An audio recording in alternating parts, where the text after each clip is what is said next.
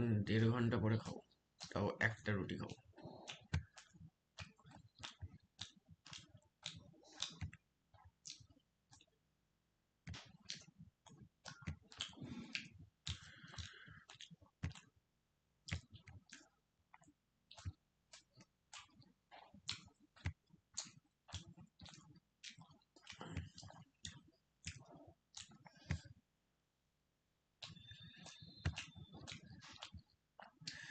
পরিষ্কার দেখা যাচ্ছে তো? আশা করছি তো দেখা যাচ্ছে,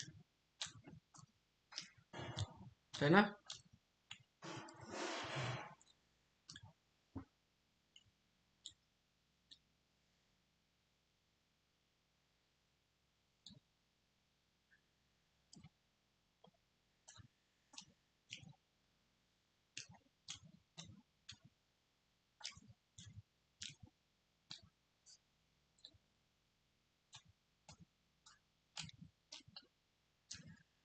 হরি বল ঠাকুর।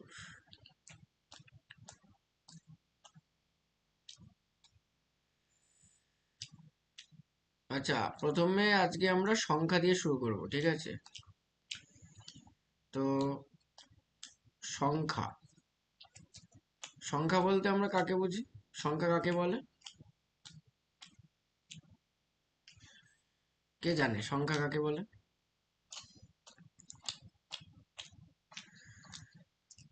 যদি প্রশ্ন করা হয় যে সংখ্যা কাকে বলা হয়, তাহলে কি উত্তর আসবে?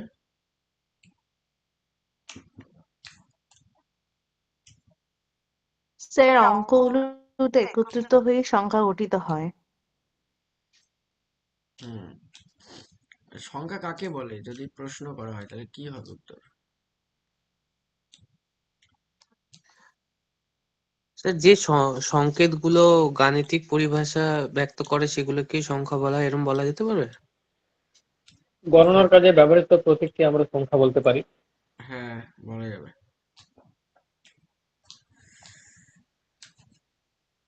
তাহলে গণনার কাজে ব্যবহৃত হয় এমন প্রতীককে বা এমন সিম্বলকে সংখ্যা বলে। এবার সংখ্যা মূলত বেশ কত প্রকারের হয়। তো ইন এ ব্রড সেন্স, মানে যদি আমরা বৃহত্তর অর্থে দেখি, তাহলে এটিকে আমরা দুটি ভাগে ভাগ করি। হচ্ছে বাস্তব সংখ্যা, আর অপরটি কি? অপরটি হচ্ছে অবাস্তব সংখ্যা। এই অবাস্তব সংখ্যার ধারণাটা অনেক উচ্চ স্তরের, ঠিক আছে? মানে প্রাইমারির জন্য দরকার পড়বে না খুব একটা, কিন্তু বাস্তব সংখ্যাটা দরকার পড়বে।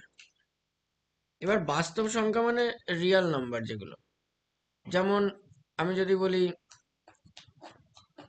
1, 2, 3, 0, এগুলো হচ্ছে বাস্তব সংখ্যা। ইভেন -1, -2, এগুলো হচ্ছে, বা ভগ্নাংশ আমি বললাম 1-2 বা 2-3, এগুলো হচ্ছে সব বাস্তব সংখ্যা। বা দশমিক সংখ্যা যদি বলি, দশমিক, এগুলো হচ্ছে, তাই না, এগুলো সব বাস্তব সংখ্যা। কিন্তু অবাস্তব সংখ্যা কোনগুলো? যেগুলোকে আমরা মাপতে পারি না, মানে যার মান আমরা বের করতে পারি না বা বের করতে আমাদের সমস্যার সৃষ্টি হয়। যেমন শূন্যকে কোনো সংখ্যা, শূন্য দিয়ে কোনো সংখ্যাকে যদি আমরা ভাগ করি, মনে করুন এখানে 1/0 লিখলাম, তাহলে এটা কি গণনা করা যাবে, বের করা যাবে? না স্যার, অনির্ণেয়। হ্যাঁ, তাহলে এক্ষেত্রে এই যে সংখ্যাটি আমি লিখলাম, এটা তাহলে কি হবে তখন? এই সংখ্যাটি তখন কি হবে? অবাস্তব সংখ্যা। অবাস্তব সংখ্যা, ঠিক। তাহলে এটা একটা অবাস্তব সংখ্যা। আবার আমি যদি এরকম লিখলাম -1 বা -2, এর মাথায় আমি একটা রুট চিহ্ন দিয়ে দিলাম, তাহলে এই যে রুট চিহ্ন দিলাম, এই এই সংখ্যাগুলোর মান কি নির্ণয় করা সম্ভব হবে?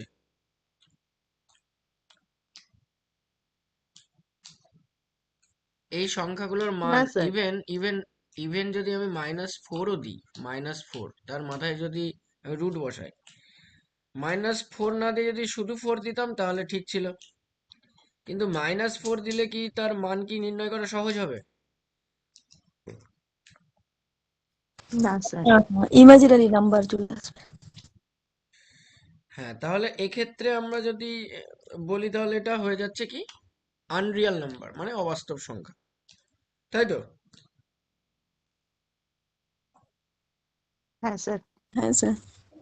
ওকে, তাহলে এটা একটা আনরিয়াল নাম্বার। আচ্ছা, এই অবাস্তব সংখ্যাকে এরকম আই দিয়ে ডিনোট করা হয়, অনেকে জানে হয়তো যাদের সায়েন্স ব্যাকগ্রাউন্ড আছে। তো আমার সায়েন্স ব্যাকগ্রাউন্ড নয়, সুতরাং হ্যাঁ আহ, স্যার। আমি যে সবকিছুই জানবো এমনটা নয়, কিন্তু অনেকের অনুরোধে আমি ক্লাসটা করিয়ে দিচ্ছি, দরকার আছে ইন্টারভিউ এর জন্য। তো অবাস্তব সংখ্যা সেটা হচ্ছে, যেমন আমি এখানে বললাম 5/0, এটা কি বাস্তব সংখ্যা হবে? নিশ্চয়ই হবে না, কারণ এটাও কখনোই আমরা মান নির্ণয় করতে পারি না। আচ্ছা, যদি এর মান নির্ণয় করতে যাই তাহলে কি আসবে এর মান? অসংজ্ঞাত হবে, ইনফিনিটি। হ্যাঁ, অসংজ্ঞাত। কিন্তু আমরা যদি আহ, আমরা যদি 0/1 করি, এটা কি হবে? এটা কি অবাস্তব জিরো সংখ্যা হবে? হবে। এটা সম্ভব স্যার। হ্যাঁ, এটা সম্ভব। এটা কি অবাস্তব সম্ভব। সংখ্যা হবে? না স্যার। বাস্তব জিরো হবে। কেন এটা বাস্তব জিরো হবে সংখ্যা হবে? স্যার। কারণ আমরা জানি মূলদ সংখ্যার যে ধারণাটা রয়েছে, যেটা হচ্ছে p/q, and q is not equal to zero. 0। তাহলে এখানে q মানে তলারটা হর, এই হর কিন্তু 0 নয়। 0 কি? না স্যার। হ্যাঁ, তাহলে এটা কিন্তু আমরা বলতে পারি যে এটা একটা মূলদ সংখ্যা, বলতে পারি তো? হ্যাঁ স্যার। হ্যাঁ, তাহলে এটা যদি এটা মূলদ সংখ্যা হয় তাহলে অ্যাকচুয়ালি এটা তাহলে বাস্তব সংখ্যা হয়ে যাচ্ছে, এটা বাস্তব সংখ্যা হয়ে যাচ্ছে। যারা সায়েন্স ব্যাকগ্রাউন্ড না যাদের, তারা বুঝতে পারছে কতটা সেটা হচ্ছে মূল প্রশ্ন। অসুবিধা হলে বলতে হবে কিন্তু, হ্যাঁ? হচ্ছে কি অসুবিধা? আরেকবার বলে দিন। আচ্ছা, যেটা বললাম সেটা হচ্ছে, মনে করুন এখানে আমি লিখলাম 5/0, তার মানে 0 দিয়ে আমি 5কে ডিভাইড করছি। তো এখানে আপনারা বলতে পারবেন যে 0-র সাথে কত গুণ করলে 5 আসবে? পসিবল আছে কি? না স্যার। না, নেই। আচ্ছা, বাকিদেরকেও একটু বলতে হবে, মানে জিজ্ঞাসা করছি আমি সবার উদ্দেশ্যে, একটু বলুন, হ্যাঁ? আমি এখানে যদি 5 বসাই, কথার কথা 5 বসাই, তাহলে 5 শূন্য তো শূন্য হয়ে যাবে, তাহলে কি সেই তো আবার 5 চলে আসবে। তাহলে এটাকে কি আমরা নির্ণয় করতে পারবো, এই অংশটিকে? না স্যার। না, তাহলে এটা একটা অবাস্তব সংখ্যা। কিন্তু যদি আমরা এরকম লিখি 0/5, অর্থাৎ শূন্যকে আমরা 5 দিয়ে ডিভাইড করছি, তাহলে এখানে আমরা ভাগফলে কত বসালে এটা 0 আসবে? 0 বসালে, মানে শূন্য কিছুই নেই, বসালে। কিছুই নেই। তাহলে অন্তত ভাগটা করা গেল, অর্থাৎ আমার ভাজ্যটা মিলে গেল, ভাজক দিয়ে আমরা ভাজ্যটাকে ভাগ করে উঠতে পারলাম, আমার রিমাইন্ডার কিছু আসলো না। তাহলে এটা কিন্তু অসংজ্ঞাত নয়, এটা কিন্তু অসংজ্ঞাত নয়। তার মানে আমরা বলতে পারি যে কোনো সংখ্যাকে শূন্য দিয়ে ভাগ করা যায় না, কিন্তু শূন্যকে যে কোনো সংখ্যা দিয়ে ভাগ করা যায়, তাই তো? হ্যাঁ বলতে স্যার। পারি তো? হ্যাঁ হ্যাঁ, স্যার। তাহলে হ্যাঁ স্যার। এই জায়গাটা একটু মাথায় রাখবেন জাস্ট। এই যে -1 বলুন, -2, -3, -4, -25, -36, অর্থাৎ যেগুলোর বর্গমূল করা সম্ভব এমন সংখ্যার পাশেও যদি আমরা মাইনাস চিহ্ন দিয়ে রুট করে দিই, তাহলে আপনি এটা কি মান বের করবেন? আমরা জানি একই সংখ্যা দুবার গুণ হয়ে রুটের বাইরে, মানে দুবার গুণ হয় এবং সেখান থেকে একটা সংখ্যা রুটের বাইরে আসে। তাহলে এখান থেকে আপনি 4কে বের করে 2 আনলেন, কিন্তু এই মাইনাসটা কি করে আসলো? মাইনাসটা এখানে কি বসানো সম্ভব হবে?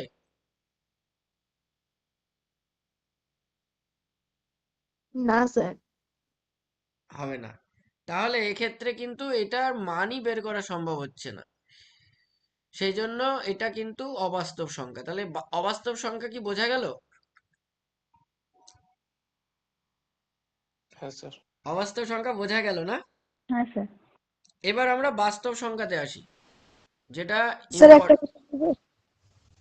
হ্যাঁ বলুন। স্যার এই যে 1/0 এটা তো অবাস্তব নয় স্যার, এটা তো অনির্ণেয়, পুরো অসংজ্ঞাত। হ্যাঁ, তাই নির্ণয় করা যাচ্ছে না তো মান। মান নির্ণয় করতে না হ্যাঁ, পারলে তো সেগুলো বাস্তব কি করে হবে? স্যার এটা অবাস্তব কিন্তু না, বাস্তবও না, অবাস্তবও না, এটা অনির্ণেয় দিকে যাচ্ছে। হ্যাঁ, অবশ্যই কিন্তু অনির্ণেয়, অবাস্তব অসংজ্ঞাত। কিন্তু কথা হচ্ছে যে আমি যে আঙ্গিকে বলতে চাইলাম সেটা হচ্ছে অবাস্তব সংখ্যা হচ্ছে সেই সংখ্যা যেগুলোর মান নির্ণয় করা সম্ভব হয় না। কি বললাম বুঝতে পারলেন তো? আপনি হয়তো এটা জানেন।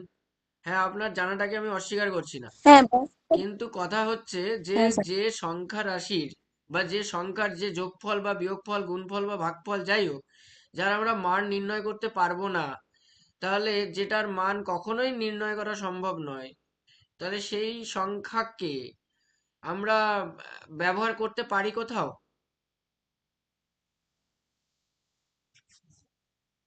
ব্যবহার করা যাবে এটা কি কোথাও? স্যার এটাকে ব্যবহার করা যাবে না, কিন্তু অবাস্তব সংখ্যার যোগ বিয়োগ গুণ ভাগ সবকিছুই হয়, এটা অবাস্তবের সংখ্যা অবাস্তব। কিন্তু আবার বাস্তব সংখ্যাকেও আমরা অবাস্তবের মধ্যেই ফেলতে পারি, কারণ হুম।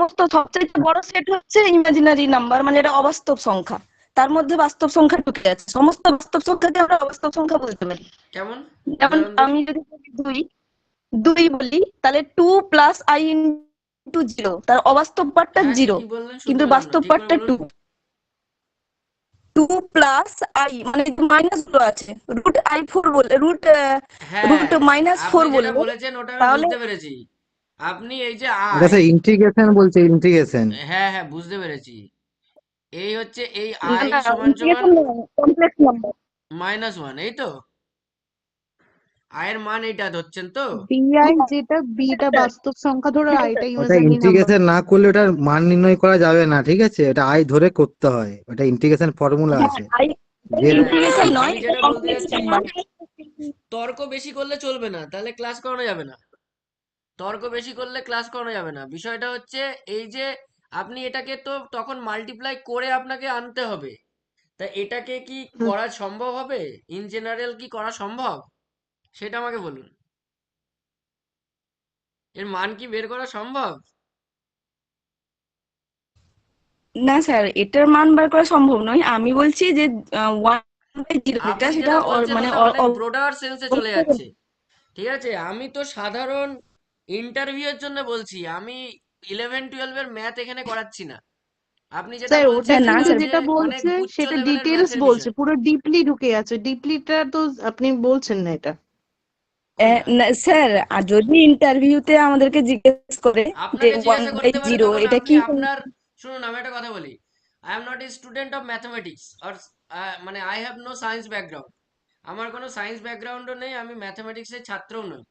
আপনি যদি ম্যাথমেটিক্সের ছাত্রী হয়ে থাকেন, ইন্টারভিউতে আপনি যদি বলেন আমি ম্যাথমেটিক্সে গ্র্যাজুয়েশন করেছি, বিএসসি করেছি, তাহলে আপনাকে জিজ্ঞাসা করতে পারে যদি ওখানে ম্যাথমেটিক্সের কোনো টিচার থাকেন। আদারওয়াইজ যদি ওখানে বাংলা, ইংরেজি বা সিডিপি বা এডুকেশনের কোনো টিচার থাকে, আপনাকে কি ম্যাথমেটিক্সের এই লেভেলের কোশ্চেন করতে পারে? বলুন আমাকে, যে করতে পারে কি? যদি হ্যাঁ স্যার উত্তর করলেও আপনার করতে উত্তর পারেন। যদি আপনার হয় যে না করতে পারে, একটা বাংলার শিক্ষক বা ইংরেজি শিক্ষক এই ধরনের প্রশ্ন করতে পারে, তাহলে আমিও আপনাকে কথা দিচ্ছি আগামীকাল আপনাকে আমি ডিপলি বুঝিয়ে দেবো। ঠিক আছে, আপনি যেটা জানেন সেইটুকু অন্তত সেই স্তরে গিয়ে আপনাকে বুঝিয়ে দেবো। যদি আপনি বলেন যে না বাংলা এবং ইংরেজি শিক্ষক যারা আছে বা সিডিপি তারা এই লেভেলের অঙ্ক আপনাকে জিজ্ঞাসা করবে। আপনার সাবজেক্ট যদি ম্যাথমেটিক্স হয় তাহলে আপনাকে অবশ্যই জানতে হবে, সেটা তো আমি অস্বীকার করছি না। অবশ্যই জানতে হবে, আপনি যদি অনেক ডিপলি জানতে চান। কারণ আপনি গ্র্যাজুয়েশন করেছেন, আমি যদি বাংলাতে বা ইংরেজিতে গ্র্যাজুয়েশন করে থাকি, তাহলে আমি আমার বাংলা বা ইংরেজির বিষয়গুলো খুব খুঁটিনাটি জানবো। কিন্তু আপনি যদি ম্যাথামেটিক্সে করে থাকেন তাহলে আপনি ম্যাথামেটিক্সে জানবেন, এটা তো স্বাভাবিক কথা। এবার আপনি যেটা বলছেন আয়ের মান -1 রুট ধরে, মানে রুট -1 ধরে করতে হয় বা করা যায়, হ্যাঁ সেটা আমি জানি করা যায়। কিন্তু এখানে সেই এটাকে আপনি বললেন যে সমস্ত বাস্তব সংখ্যা একটা অবাস্তব সংখ্যা বা অবাস্তব সংখ্যার মধ্যে পড়ে। হ্যাঁ পড়ে তো, অবশ্যই পড়ে। কিন্তু সেই লেভেলে তাহলে তো আমাকে সংখ্যার ভাগই করা যাবে না, তাহলে তো আমি বাস্তব অবাস্তব সংখ্যা আমি দেখাতেই পারবো না। কি বললাম বোঝা গেল না? আমি যে বাস্তব সংখ্যা এখন দেখাবো, যে মূলদ বা অমূলদ এর পরে দেখাবো, তাহলে তো প্রত্যেকটা বাস্তব সংখ্যা অবাস্তব সংখ্যা। তাহলে তো আমি এখানে এই ধারণাই আনতে পারবো না যে এটা বাস্তব সংখ্যা বা এটাকে আমরা বাস্তব সংখ্যা বলি, রিয়াল নাম্বার বলি। যদিও অবাস্তব সংখ্যার ধারণা ক্লাস 10 পর্যন্ত নেই, আছে কি? যারা দশম শ্রেণীতে পড়ায় বা পড়েন না না পড়েছেন, স্যার, নেই নেই নেই স্যার, নেই। হ্যাঁ তাহলে অবাস্তব সংখ্যার ধারণা যখন নেই, তাহলে এই পার্টটা বেশি এর মধ্যে ডিপলি ঢোকার দরকারই নেই। কারণ এইটা আপনাকে, এইচএস লেভেলে আছে, 11-12 এর দিকে। হ্যাঁ 11-12 আছে, কিন্তু 11-12 এই ধারণাটা আমি জাস্ট একটু বলে রাখলাম। এখান থেকে আপনার প্রশ্ন জিজ্ঞাসা করার মতন কিচ্ছু নেই, হয়তো নাও স্যার আপনি করতে পারে। পড়ান, স্যার আপনি পড়ান। ঠিক আছে, তো এই হচ্ছে বিষয়। এবার এখানে আমরা চলে আসবো বাস্তব সংখ্যায়। বাস্তব সংখ্যার যে ধারণা রয়েছে, বাস্তব সংখ্যা দুটি ভাগে বিভক্ত, একটা হচ্ছে মূলদ সংখ্যা, একটা হচ্ছে অমূলদ সংখ্যা। এক মিনিট।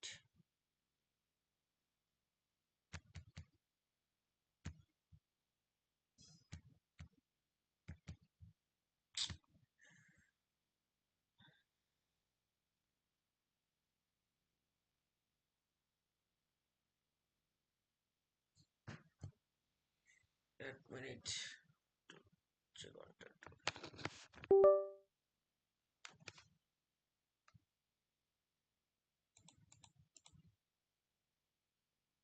আচ্ছা, বাস্তব সংখ্যার দুটি পার্ট, একটা হচ্ছে মূলদ আর একটা হচ্ছে অমূলদ। আপনারা নিশ্চয়ই যারা সায়েন্স ব্যাকগ্রাউন্ডে আছেন তারা নিশ্চয়ই দেখেছেন নবম শ্রেণীর বইতে যে সংখ্যা আছে বাস্তব সংখ্যা, সেখানে কিন্তু এটা দেয়া আছে। হ্যাঁ স্যার। ঠিক আছে, বাস্তব সংখ্যার ধারণা ওখানে কিন্তু দেয়া আছে, ওখানে বাস্তব সংখ্যাই দেয়া আছে, আর কিছু কিন্তু দেয়া নেই। তো বাস্তব সংখ্যা দুটি ভাগে বিভক্ত, একটা হচ্ছে মূলদ আর একটা হচ্ছে অমূলদ।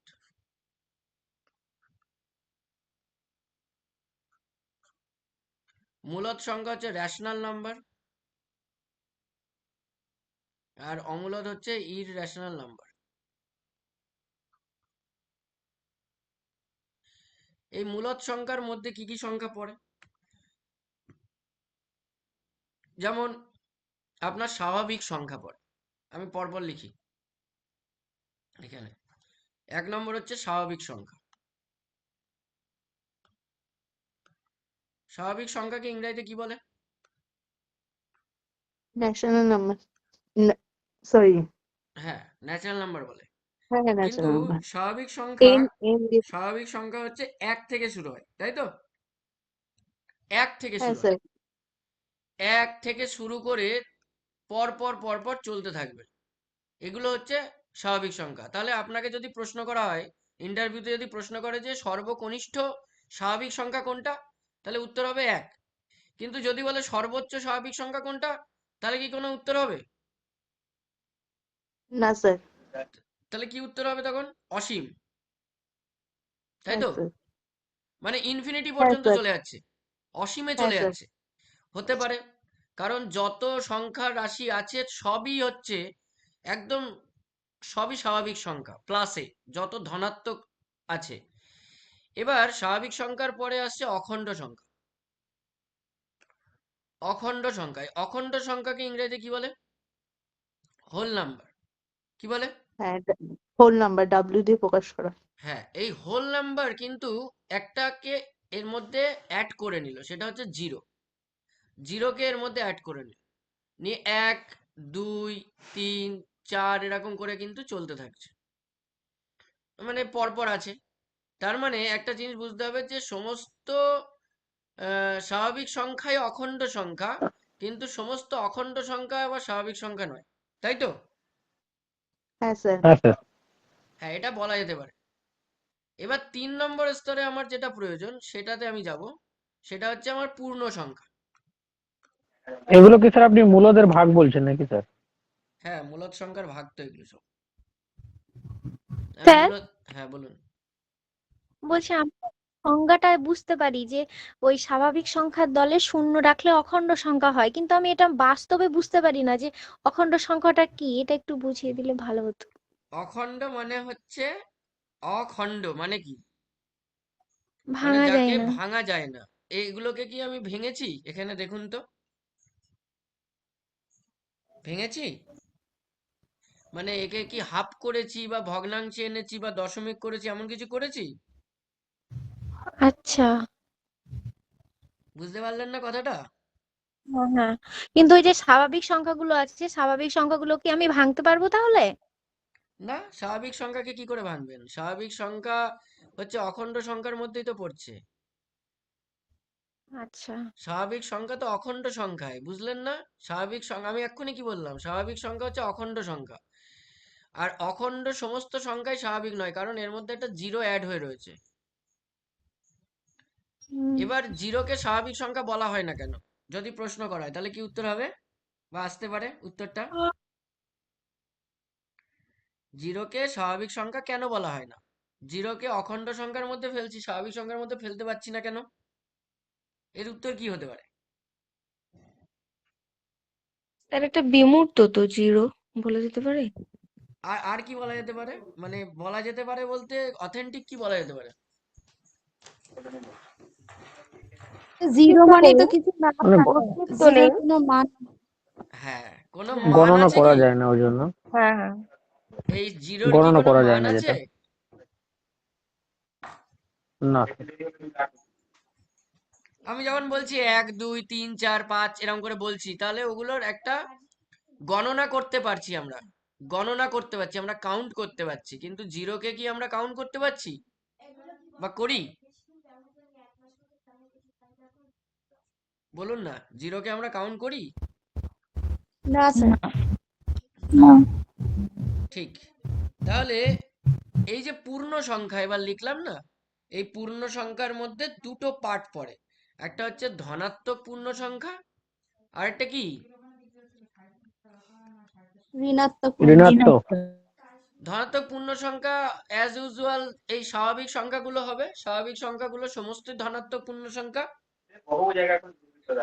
আর ঋণাত্মক পূর্ণ সংখ্যা আছে।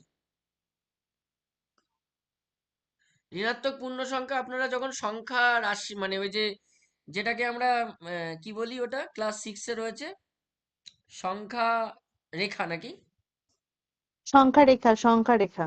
হুম, সেখানে এই মাঝখানে এরকম করে জিরো ধরা হয়, আর জিরো এইদিকে, বসিয়ে, হ্যাঁ, এদিকে বাঁদিকে সব -1 -2 -3 এরকম করে যাচ্ছে।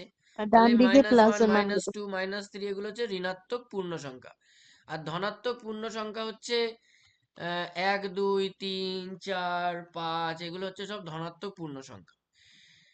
তাহলে পূর্ণ সংখ্যার মধ্যে দুটো ভাগ, একটা হচ্ছে ধনাত্মক পূর্ণ সংখ্যা আর ঋণাত্মক। আচ্ছা, এই পূর্ণ সংখ্যাকে তাহলে ইংরেজিতে আমরা কি বলতে পারি? ইন্টিজার। একদম ঠিক, ইন্টেজার। তার মানে আমরা আই দিয়ে এটাকে দেখাই, ইন্টেজার। অখণ্ড সংখ্যা হচ্ছে হোল নাম্বার, স্বাভাবিক সংখ্যা ন্যাচারাল নাম্বার, আর পূর্ণ সংখ্যা হচ্ছে ইন্টেজার। ইন্টেজারের দুটো ভাগ, একটা ধনাত্মক ঋণাত্মক। তাহলে মানে একটা জিনিস আমরা বলতেই পারি যে স্বাভাবিক সংখ্যাগুলো সবকটাই হচ্ছে ধনাত্মক পূর্ণ সংখ্যা, বলতে পারি তো? হুম। আর ঋণাত্মক পূর্ণ হ্যাঁ স্যার, সংখ্যা কিন্তু বলতে আলাদা। পারি। তাহলে আমরা দেখতে পেলাম মূলদ সংখ্যার মধ্যেই ভাগগুলো আসছে। এবার মূলদ সংখ্যার মধ্যে আরেকটা ভাগও আসছে, সেটা হচ্ছে কি বলুন তো? সেটা হচ্ছে ভগ্নাংশ। সেটা কি? ভগ্নাংশ। ভগ্নাংশকে p/q আকারে লেখা যায় তো? হ্যাঁ যাই। হ্যাঁ, যেহেতু ভগ্নাংশকে p/q আকারে লেখা যায়, সেই জন্য ভগ্নাংশ কিন্তু একটা মূলদ সংখ্যা। এবার এই ভগ্নাংশের কিছু টাইপস রয়েছে। ভগ্নাংশের কি কি ভাগ আছে? প্রকৃত ভগ্নাংশ, অপকৃত মিশ্র। তাহলে পূর্ণ সংখ্যা যেটা দুই প্রকার বললেন, ওটা কিন্তু শূন্যটাকেও একটা মানে প্রকার হিসাবে ধরা হয়। হ্যাঁ, ঋণাত্মক পূর্ণ পূর্ণ সংখ্যা সংখ্যা, ঋণাত্মক শূন্যটাকে ধরা হয় তো শূন্য। অবশ্যই, ওটা তাই অখণ্ডর পূর্ণ মধ্যে ধরা সংখ্যা হয়। তিন প্রকারই বলা হয়, হ্যাঁ। সাধারণত তিন প্রকারই বলা হয়। আচ্ছা, ঠিক আছে, তিন প্রকার বলা হয়, কিন্তু ওটাকে আমি অখণ্ড সংখ্যার মধ্যে লিখেছি বলে এখানে আর আনিনি, বুঝতে পেরেছো?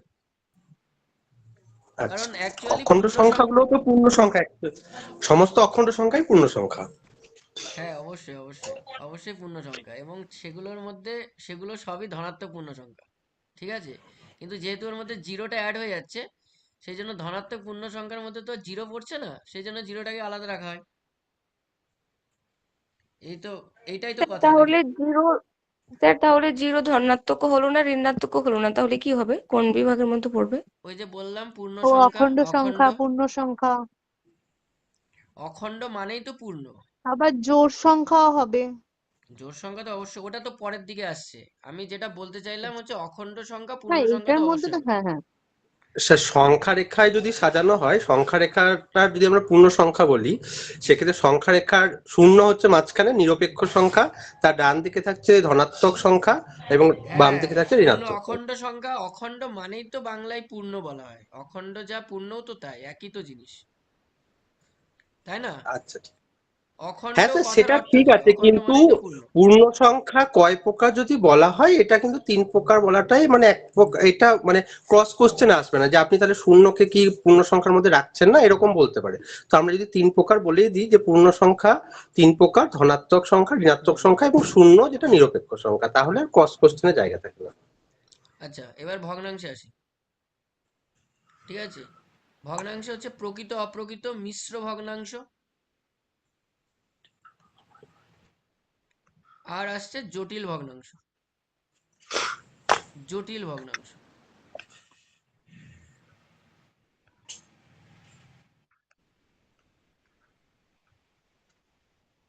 প্রকৃত ভগ্নাংশ সবাই জানেন, লব কি হয়? ছোট হয়। আর অপ্রকৃত ভগ্নাংশে লব বড় হয়। মিশ্র ভগ্নাংশ সবাই জানেন, একটি পূর্ণ সংখ্যা থাকে এবং একটি প্রকৃত ভগ্নাংশ থাকে।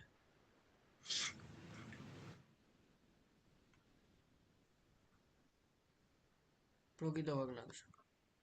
আর জটিল ভগ্নাংশ কি? জটিল ভগ্নাংশ যা লবেও, মানে লবের সেকশনেও লব বাই হর করে রয়েছে এরকম, অথবা শুধু হর এরকম থাকলো, অথবা লব থাকলো উপরে, নিচে আবার ওরকম করে থাকলো লব বাই হর করে, অথবা দুটোতেই থাকলো,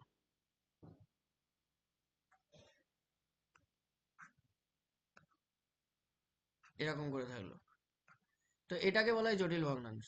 তাহলে ভগ্নাংশের এই যে ভাগগুলো, এগুলো কিন্তু সব মূলদ সংখ্যার মধ্যে পড়ে, কারণ এগুলো সব পি বাই কিউ আকারে আমরা লিখতে পারি। এবার প্রশ্ন হলো যে 22/7 পাই, পায়ের মান হচ্ছে 22/7। আমি বললাম 22/7 পাই, এটা অ্যাকচুয়ালি অপ্রকৃত ভগ্নাংশ। এটা কি তাহলে মূলদ সংখ্যা না অমূলদ সংখ্যা হবে? সেটা মূলদ সংখ্যা। হ্যাঁ, এটা হচ্ছে মূলদ সংখ্যা, পায়ের মান 22/7 স্যার, পাই কিন্তু পাই অমূলদ সংখ্যা স্যার, 22/7টা মূলদ সংখ্যা। পাইয়ের মান তো 22/7 অ্যাকচুয়াল নয়। না, স্যার তো বাইশ অ্যাকচুয়াল বাই নয়, সাতটাই কিন্তু বলেছে। 22/7ই তো আমরা লিখি। হ্যাঁ স্যার, তা লিখে। এর অ্যাকচুয়াল মান তো নির্ণয় করা যাবে না, মানে এ তো থ্রি চলতেই পয়েন্ট ওয়ান থাকবে। ফোর ফোর দিয়ে চলতেই থাকবে। এবার যেটা চলতে থাকবে সেটা কিন্তু অমূলদ সংখ্যা, যেটা দশমিকে আসছে, হ্যাঁ স্যার। তাই না? হ্যাঁ স্যার, ওই জন্যই পাইটা অমূলদ, কিন্তু 22/7টা মূলদ। আচ্ছা, মূলদ সংখ্যার মধ্যে কিন্তু দশমিক সংখ্যাও পড়ে, জানেন তো?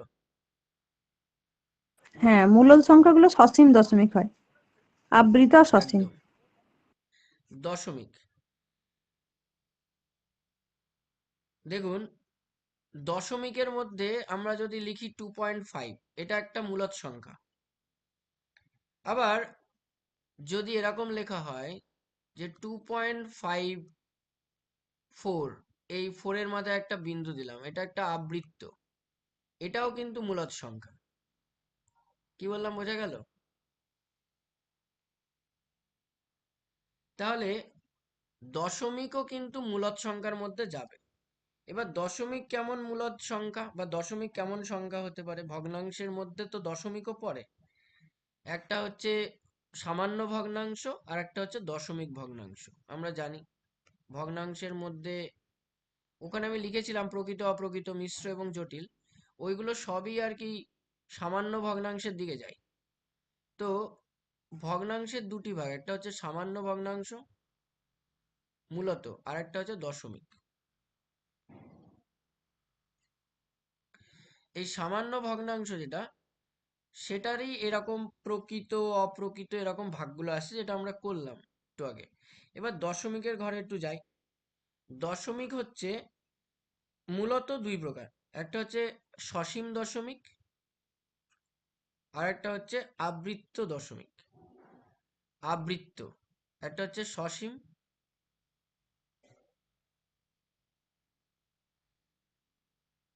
আর একটা হচ্ছে আবৃত্ত দশমিক।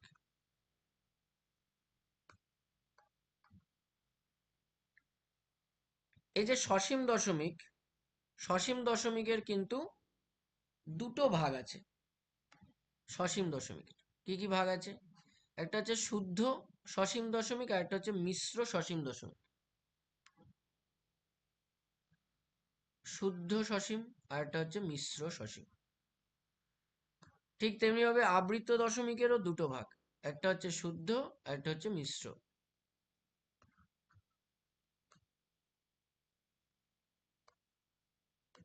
একটা হচ্ছে শুদ্ধ আর একটা কি মিশ্র। তাহলে এই যে শুদ্ধ সসীম দশমিক, এটা কি? এটাকে আমরা কিভাবে মানে কোনটাকে আমরা শুদ্ধ সসীম দশমিক বলি? শুদ্ধ মানে আমাদের কিন্তু কোনো পূর্ণ সংখ্যা, মানে পূর্বে, দশমিকের পূর্বে কিন্তু কোনো সংখ্যা থাকবে না। 0.24। যেমন 0.5 বলতে পারি আমরা, এটা একটা শুদ্ধ। যেমন আরো বলতে পারি 0.45, আবার আরো বলতে পারি 0.345। যাই হোক, এরকম ভাবে আমরা যদি লিখি, তাহলে এগুলোকে আমরা শুদ্ধ সসীম দশমিক বলতে পারি। আর মিশ্র সসীম দশমিক হচ্ছে, সসীম কথার অর্থ হচ্ছে যেটা সীমানা আছে, মানে যেটা শেষ হয়। তো মিশ্র সসীম দশমিক হচ্ছে এর আগে একটা সংখ্যা থাকবে। যেমন আমি বললাম 1.2, এটা একটা মিশ্র সসীম দশমিক। আমি যদি বলি 2.5, এটা একটা মিশ্র সসীম দশমিক। আমি যদি বলি 2.75, এটা একটা মিশ্র সসীম দশমিক। তো এরকম এগুলো হচ্ছে মিশ্র, কারণ এর মধ্যে একটা পূর্ণ এবং একটি দশমিক অংশ রয়েছে। আর এগুলো শুদ্ধ, কারণ এর মধ্যে কোনো পূর্ণ সংখ্যা নেই। ঠিক আছে? অর্থাৎ এককের ঘর বা দশকের ঘরে নেই, এখানে দশমাংশ বা শতাংশ বা সহস্রাংশের ঘরে আছে, শুদ্ধ। কিন্তু মিশ্রতে কিন্তু একক বা দশক বা শতকের ঘরেও থাকবে, আবার ওদিকে দশাংশ, শতাংশ, সহস্রাংশের ঘরেও থাকবে। তাহলে এটাকেই হচ্ছে আমরা বলছি সসীম দশমিক, এই দুটো পার্টে বিভক্ত। এবার আমরা চলে আসি আবৃত্ত দশমিক।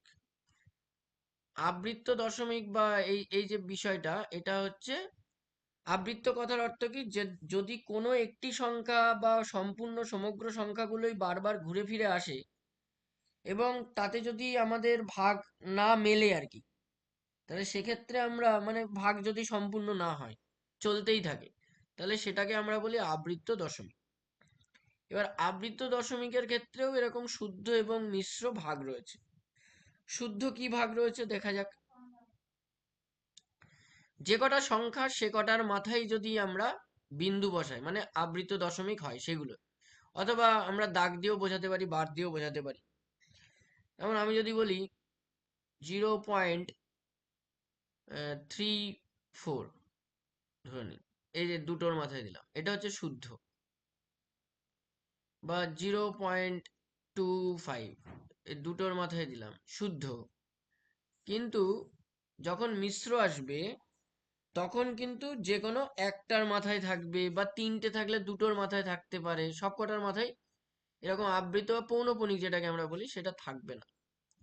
যেমন আমি যদি বলি 0.35, এটার মাথায় দিলাম, এটার মাথায় দিইনি, 3-এর মাথায় দিইনি, শুধু 5-এর মাথায় দিয়েছি, এটা হচ্ছে মিশ্র।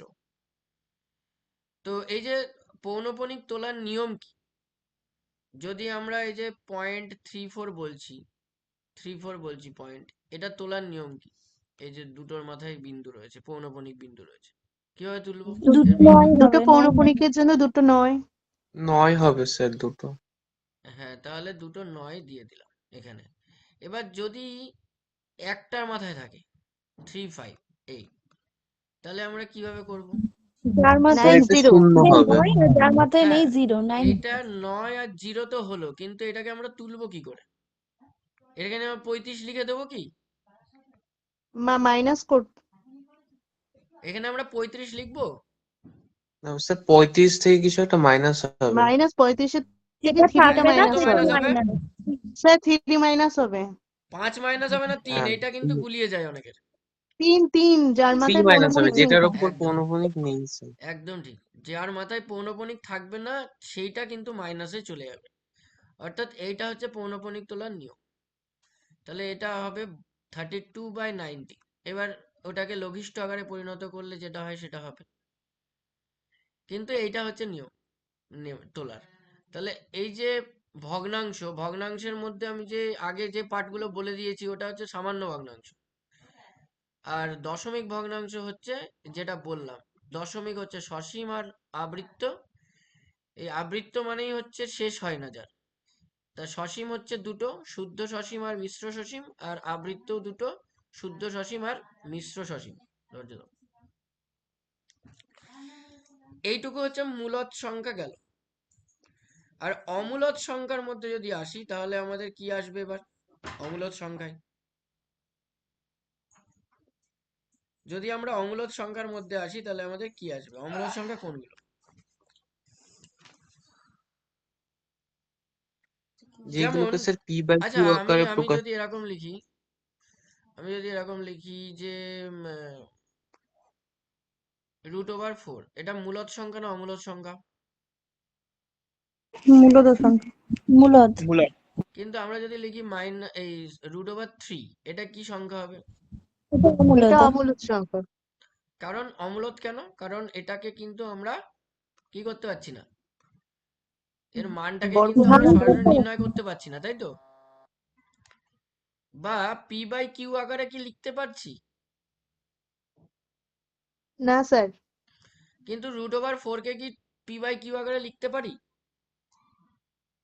হ্যাঁ স্যার, নিচে 1, ওটা 2 বেরিয়ে আসলে 2/1 লিখতেই পারবো স্যার, একদম। p/q আকারে। তাহলে √4 কে আমরা 2 লিখতে পারি, এবং 2 মানে হচ্ছে 2/1, এরকম লেখা যায়। তাহলে এটা মূলদ সংখ্যা, এটা কিন্তু অমূলদ সংখ্যা। ঠিক তেমনি ভাবে আমরা যদি বলি মাইনাস এই সরি √11, এটা একটা অমূলদ সংখ্যা, কারণ এটা তো করা যাচ্ছে না। আবার যদি বলি মাইনাস দিয়ে √13, করা যাবে? না এটা স্যার। অমূলদ সংখ্যা হবে না? হ্যাঁ স্যার। মাইনাস দিয়ে √13, এটা হচ্ছে অমূলদ সংখ্যা। ঠিক তেমনি ভাবে এই যে পায়ের মান, 22/7 নয়, পাই লিখলাম, এটা একটা অমূলদ সংখ্যা। পাই একটি অমূলদ সংখ্যা। কিন্তু যদি বলে 22/7 তাহলে মূলদ সংখ্যা, কারণ ওটা p/q আগে লেখা আছে, তাই ওটা মূলদ সংখ্যা। কিন্তু পাই ওটা অমূলদ সংখ্যা। তাহলে মূলদ আর অমূলদের ধারণা তাহলে কি মোটামুটি ক্লিয়ার হয়েছে? তাহলে যত ভগ্নাংশ আছে সেগুলো কি হবে? মূলদ না অমূলদ হবে? মূলদ সংখ্যা। মূলদ সংখ্যা স্যার। হুম, সেটা হবে মূলদ। তাহলে এটা গেল হচ্ছে মূলদ অমূলদ। আচ্ছা, এবার কি আসছে? মৌলিক যৌগিক আছে, জোড় বিজোড় আছে, এগুলো আছে। মৌলিক সংখ্যা কোনগুলো আপনারা সবাই জানেন। এক কেন মৌলিক সংখ্যা নয় এটাও আশা করি জানা আছে, কারণ এটা অনেকবার কিন্তু প্রশ্ন ধরাও হয় বা করেছে অনেক জায়গায়। মৌলিক সংখ্যা হচ্ছে তার ক্রাইটেরিয়া হচ্ছে এক, আর সেই স্পেসিফিক সংখ্যা মানে সেই নির্দিষ্ট সংখ্যা। তাহলে আমি ইংলিশে লিখে দিচ্ছি এটা, the number itself, 1, number itself.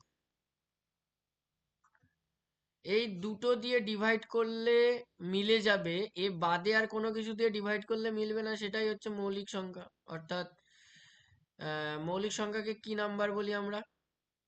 ইংরাজিতে বলুন। Prime prime number. Number. Prime number. Prime number. তাহলে যদি বলে 2 অঙ্কের সর্ববৃহৎ প্রাইম নাম্বার কোনটি, কি হবে উত্তর?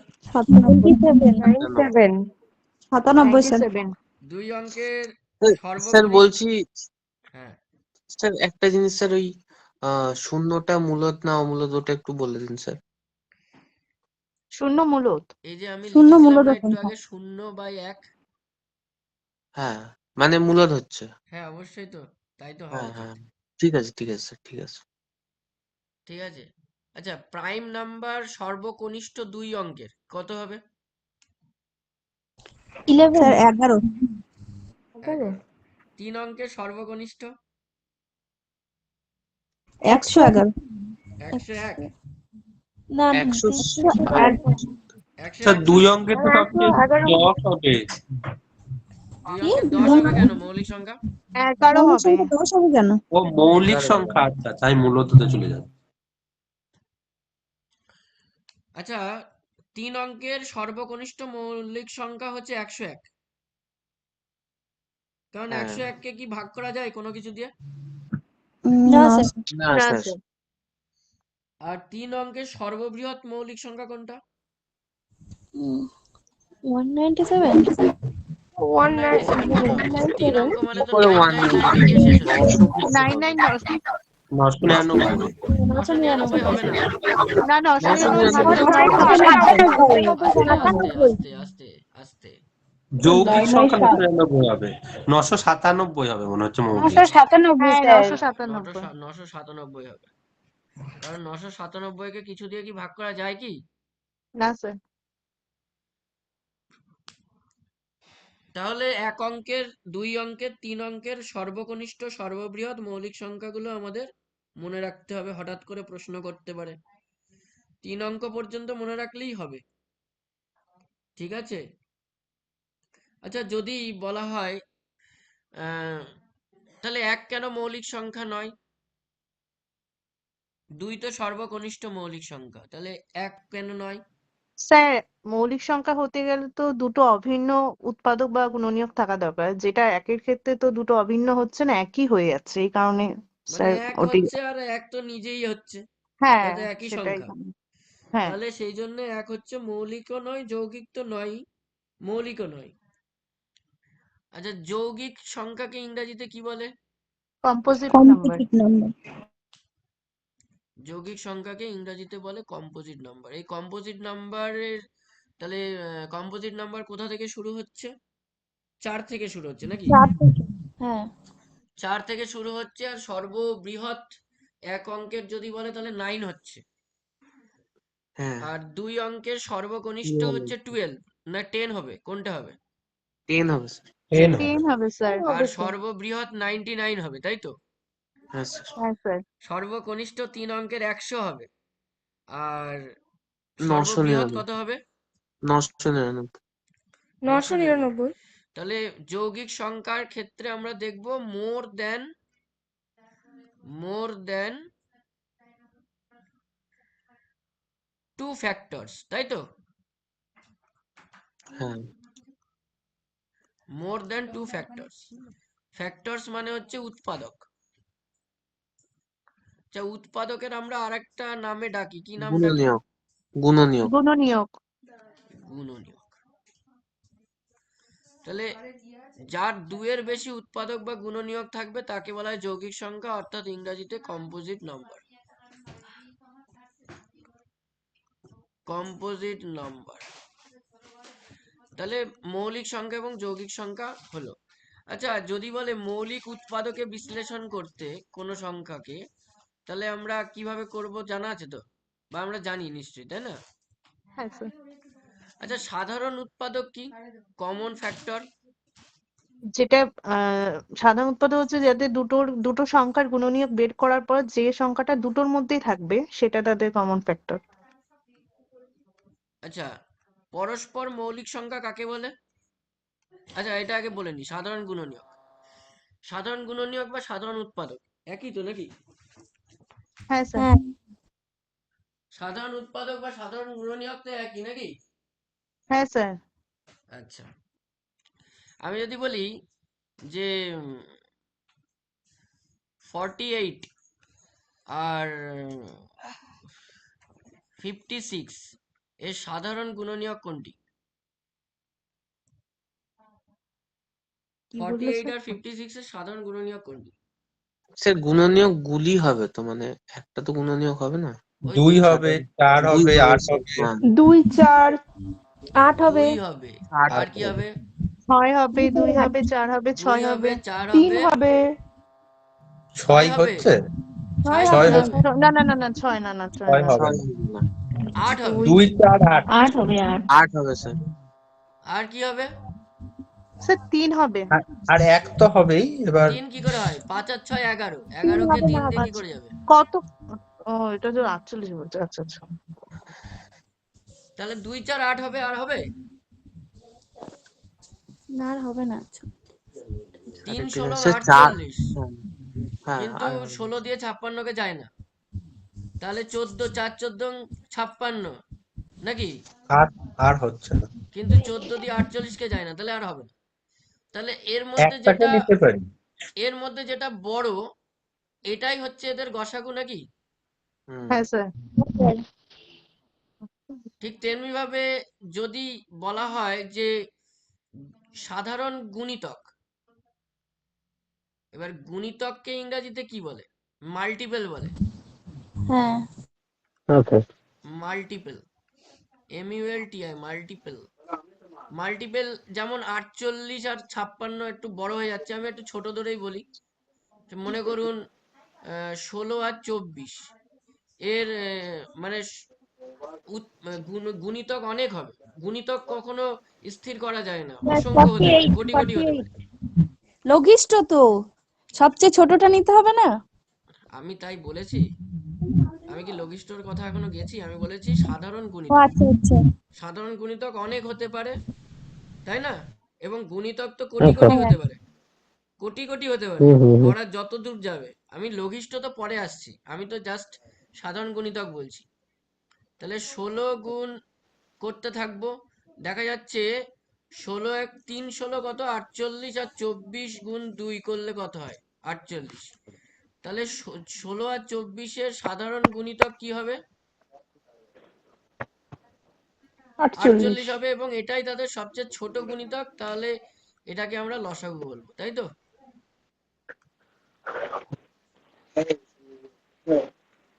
আচ্ছা, এবার আমি যেটা বলছিলাম সেটা হচ্ছে পরস্পর মৌলিক সংখ্যা, যমজ মৌলিক সংখ্যা। এই দুটো আমরা আমাদের জানতে হবে, কারণ এটা অনেক সময় প্রশ্ন করেন। স্যার ওটা একবার দেখিয়ে দিন না, মৌলিক উৎপাদক বিশ্লেষণ। দেখাবো, এটা বলে নি। পরস্পর মৌলিক সংখ্যা, এটা কি হবে? পরস্পর মৌলিক সংখ্যা কাকে বলে? যখন দুটি দুটো সংখ্যার সংখ্যার গসাগু 1 হলে। দুটি সংখ্যার হবে না, এই জায়গাটা কিন্তু একটু ভালো করে মাথায় রাখতে হবে। যখন দুটি মৌলিক সংখ্যার গসাগু নাকি দুটো সংখ্যার গসাগু? না দুটো স্যার, দুটো সংখ্যা। সংখ্যার গসাগু, সেটা হ্যাঁ, মৌলিক সংখ্যা। দুটো হ্যাঁ, সংখ্যা অর্থাৎ না না না, দুটি মৌলিক সংখ্যার না, কিন্তু দুটি সংখ্যার গসাগু। যে কোনো হ্যাঁ দুটো হ্যাঁ সংখ্যার দুটো গসাগু সংখ্যা। যদি হ্যাঁ 1 হয়। স্যার। অর্থাৎ দুটি সংখ্যার গসাগু আমাদের কত হতে হবে? এক এক এক হতে হবে। যেমন আমি বললাম 2 আর 3 এর গসাগু কত? 1। আমি বললাম 3 আর 4 এর গসাগু কত? এক। তাহলে এটাও তো পরস্পর মৌলিক সংখ্যা হবে। কিন্তু এমনকি দুটি যৌগিক সংখ্যা হলেও হবে, 4 আর 9, সেখানেও মৌলিক হ্যাঁ, সংখ্যা এক, কিন্তু মানে এবার এক কথা আছে। হচ্ছে এই যে 4টা, এটা কিন্তু অ্যাকচুয়ালি যৌগিক সংখ্যা, কিন্তু আমরা যখন পরস্পর মৌলিক সংখ্যা বলছি তখন এটা কিন্তু ওর মধ্যে ঢুকে যাচ্ছে, তাই তো? হ্যাঁ স্যার। হ্যাঁ, যে কোনো দুটি সংখ্যার গসাগু 1 হতে হবে। যেমন আহ, 4 আর 9, যেটা আবির বলল, 4 আর 9 এদের গসাগু 1 হবে। 9 16 হবে, 9 আর 16 হবে স্যার। হ্যাঁ, আরো অনেক কিছু হতে পারে, পরপর অনেক, মানে চলতেই থাকবে। ঠিক আছে, আপনারা জানেন, ওগুলো করে নেবেন, অসুবিধা নেই। এবার যমজ মৌলিক সংখ্যায় আসি। যমজ মৌলিক সংখ্যা কি? স্যার, যখন দুটি মৌলিক সংখ্যার মানে গসাগুর মধ্যে পার্থক্য 2 হয়, সেটা গসাগুর মধ্যে যখন না, দুটি সংখ্যা মৌলিক দুটির মধ্যে। সংখ্যার মধ্যে সংখ্যা পার্থক্য পার্থক্য 2 হয়। 2 হয়, যখন হ্যাঁ, দুটি যেমন 5 7 যখন দুটি মৌলিক সংখ্যার সংখ্যার মধ্যে মধ্যে এই বিয়োগফলটা 2 বিয়োগফল হয়। 2। হুম, হ্যাঁ স্যার। যেমন 5 7। 5 আর 7 এটা হচ্ছে একটা যমজ মৌলিক সংখ্যা, তাই তো? 3 আর 5। আর কি হতে পারে? 11 7 13, 9 3 5। 7 9 11 13 11 13 17 7 17 9 19, কি 19 করে হবে? 7 9টা হবে 7 না। 9 কি করে হবে? 17 19 17 19 হবে। 11 13 হ্যাঁ হ্যাঁ, 11 3 13। 5 হবে। আমি 3 আর 11 13 5। লিখেছি, 3 5 হবে। এগুলো হচ্ছে যমজ ও মৌলিক সংখ্যা, কারণ এগুলোর সমস্ত কটার হ্যাঁ, গ্যাপ হচ্ছে 2, গ্যাপ 2 করে। তাহলে 2 করে যখন গ্যাপ হয়ে যাবে দুটো মৌলিক সংখ্যার মধ্যে, তখন সেটা হবে যমজ মৌলিক সংখ্যা। তাহলে পরস্পর মৌলিক সংখ্যা, যমজ মৌলিক সংখ্যা গেল। আচ্ছা, উৎপাদকে, মৌলিক উৎপাদকে বিশ্লেষণ যেটা, সেটা কিছুই না। মনে করুন আমি এখানে একটা সংখ্যা লিখলাম, মৌলিক উৎপাদক হচ্ছে, আমি লিখলাম 48, একটা সংখ্যা লিখলাম, এর মৌলিক উৎপাদকে আমি বিশ্লেষণ করব। তাহলে আমরা এরকম করে লিখতে পারি, 2 আর এদিকে কত লিখতে পারি? 24। এবার 2 কিন্তু মৌলিক, 2 কিন্তু মৌলিক, কিন্তু 24 মৌলিক না। এটাকে আবার ভাঙো, 2 12, এখানে 2টা মৌলিক বেরোলো, যেটা আগেও বেরিয়েছে, সুতরাং বারবার 2 লেখার দরকার নেই, মানে 2 ধরার দরকার নেই, লেখার তো দরকার আছে, ধরার দরকার নেই। 12 2 6, এখানে একটা 2 পেলাম। আর 6, এটা আমরা কি পেলাম? 2 আর 3, তাই তো? আচ্ছা, এই যে আমি এই 48টাকে আমি ভাঙিয়ে ফেললাম এখানে, বা ভেঙে ফেললাম, এখান থেকে আমাদের মৌলিক উৎপাদক কি কি দেখা যাচ্ছে? 2 আর 3। 2 আর মৌলিক 3 2 আর সংখ্যাই হচ্ছে 3। মৌলিক উৎপাদক, মানে মৌলিক সংখ্যা হতে হবে মৌলিক উৎপাদক হতে গেলে। তাহলে এখানে 2 আসছে, আর কত আসছে? 3। আর কিছু আসছে? আর কিছু আসছে মৌলিক উৎপাদক? না স্যার স্যার, 1 হতে পারে। স্যার এক এক মৌলিক উৎপাদক কি করে হবে? না মৌলিকও না, নয়, এক যৌগিকও মৌলিক নয়। নয়। হ্যাঁ, 1 এক তো তো মৌলিক মৌলিক নয়। সংখ্যাই না, তাহলে এক কি করে মৌলিক উৎপাদক হ্যাঁ, হবে? 1 মৌলিক সংখ্যা নয়। হ্যাঁ, তাহলে 2 আর 3 হবে। এবার আমি যদি হ্যাঁ স্যার। বলি এই 48-এর উৎপাদক, আপনারা সবাই বলতে পারবেন 2 হবে, সরি 1 হবে, 2 হবে, 3 হবে, 4 হবে, 6টা 48, 6 হবে, 8 হবে, 3 বারং 36, 4 বারং 48 হবে, 16 হবে, 24 হবে, 48 হবে। বলা যাবে না? এগুলো তো উৎপাদক নাকি? হ্যাঁ স্যার। এগুলো উৎপাদক, কিন্তু এখানে 2 আর 3 বাদ দিয়ে সবকটা হচ্ছে যৌগিক সংখ্যা। সেই জন্য যদি বলে 48-এর মৌলিক উৎপাদক কি, তাহলে হবে 2 আর 3। কি বললাম, বোঝা গেল তো? হ্যাঁ স্যার, বোঝা গেল। বোঝা স্যার যাবে। মানে ওই যে 48টাকে ভেঙে দিলেন আপনি, পরপর 4টে 2 আসলো, মানে আমরা শুধুমাত্র যতটাই আসুক না কেন ওই একটা মৌলিকটাকেই নেব, তাই তো? হ্যাঁ, মৌলিক উৎপাদকটা একটাই হচ্ছে এখানে। আমি বলছি মৌলিক উৎপাদক কটা এখানে। ঠিক আছে। এই যে আমি উপরে লিখলাম, এখানে 2 আর 3 আমি কতবার লিখেছি? 2 আর 3 একবারই তো লিখেছি। হ্যাঁ হ্যাঁ, এটা হচ্ছে মৌলিক উৎপাদক। যদি বলে কোনো একটি সংখ্যাকে মৌলিক উৎপাদকে বিশ্লেষণ করতে, তাহলে এইভাবে মৌলিক উৎপাদকে বিশ্লেষণ করতে হয়। এবার মৌলিক উৎপাদক হয়, মৌলিক গুণিতক কি হয়? না, হয় না মনে হয়, শুনিনি। মৌলিক উৎপাদক হয়, মৌলিক গুণিতক হয় না। কেন হবে না? না স্যার, মৌলিক গুণিতক হবে না, কারণ সে যদি কোনো একটা সংখ্যার গুণিতক হচ্ছে মানে সেই সংখ্যাটা তার উৎপাদক হয়ে যাচ্ছে, তার মানে সেটা দেখুন, মৌলিক হওয়ার সম্ভাবনা নেই। মৌলিক গুণিতক হবে কি হবে না একটু দেখে নি। মনে করুন 11, 11 একটা মৌলিক সংখ্যা তো। তাহলে 11-র গুণিতক আমি 1 দিয়ে গুণ করলাম, কত বেরোলো? 11ই বেরোলো। কিন্তু এরপরে আপনি যেটা বের করবেন সেটা কি আর মৌলিক উৎপাদক হবে তার? সরি, মৌলিক গুণিতক হবে? মনে করুন এরপরে আপনি বের করবেন 11 গুণ 2, 22। তাহলে 22 কি মৌলিক সংখ্যা? না স্যার, না। নয়। এরপরে আপনি বের করলেন 11 গুণ 3, 33। এটা কি মৌলিক সংখ্যা? না তো। তাহলে মৌলিক উৎপাদক, সরি, মৌলিক গুণিতক বলে কিছু হয় না। কেন হয় না? কারণ মৌলিক উৎপাদক আসলে মৌলিক সংখ্যাটা নিজেই। মৌলিক উৎপাদক আসলে মৌলিক সংখ্যাটা নিজেই। তার সাথে 1 গুণ করলে সেই সংখ্যাটাই পাওয়া যায়, সেটা মৌলিক গুণিতক হচ্ছে, কিন্তু অ্যাকচুয়ালি এই কনসেপ্টটা ভুল। তাহলে ওখানে আমরা মৌলিক গুণিতক বলবো না, মৌলিক উৎপাদক বলবো, কিন্তু মৌলিক গুণিতক বলবো না। কি বললাম বুঝতে পেরেছেন?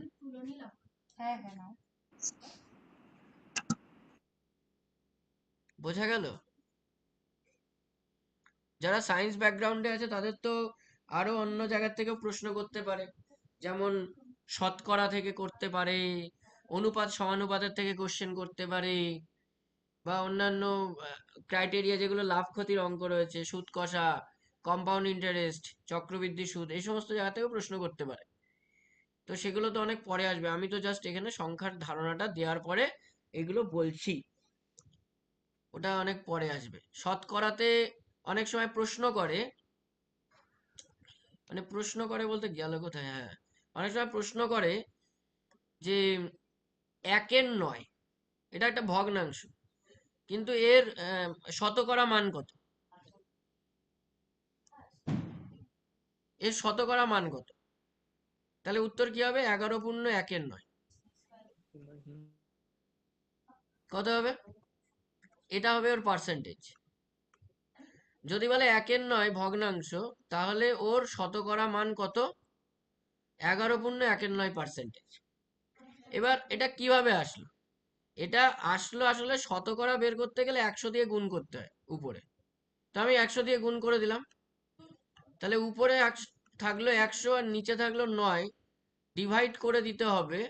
দিলে 11, 99, 1, 11/1/9%। তো এরকম কোশ্চেনও কিন্তু হঠাৎ করে জিজ্ঞাসা করতে পারে, যদি সায়েন্স ব্যাকগ্রাউন্ড হয়ে থাকেন বা ম্যাথমেটিক্স থাকে, এরকম প্রশ্ন করতে পারে। তো এটা কিন্তু,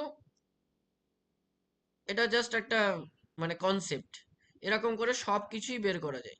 যেমন আমি যদি বলি 1-এর 11, এটা একটা ভগ্নাংশ, এটা প্রকৃত ভগ্নাংশ, কিন্তু এটা শতকরায় কত আসবে এর মান?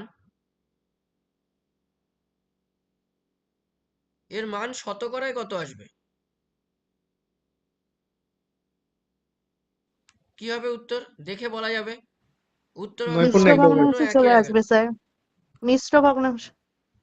মানে আমি বলছি শতকরা মান কত আসবে, তাহলে উত্তর হবে কি 9 পূর্ণ 1-এর 11। 9 পূর্ণ 1, ওই তো মিশ্র ভগ্নাংশে চলে তার মানে আসবে। আমাকে যা হোক করে উপরে তো 100 করতে হবে, কারণ আমাকে তো 100 দিয়ে গুণ করতে হচ্ছে উপরে, তাহলে তো আমাকে উপরে যাই হোক করে 100 আনতে হবে। তাহলে 11, 9, 99 আর +1 মানে 100 হয়ে গেল।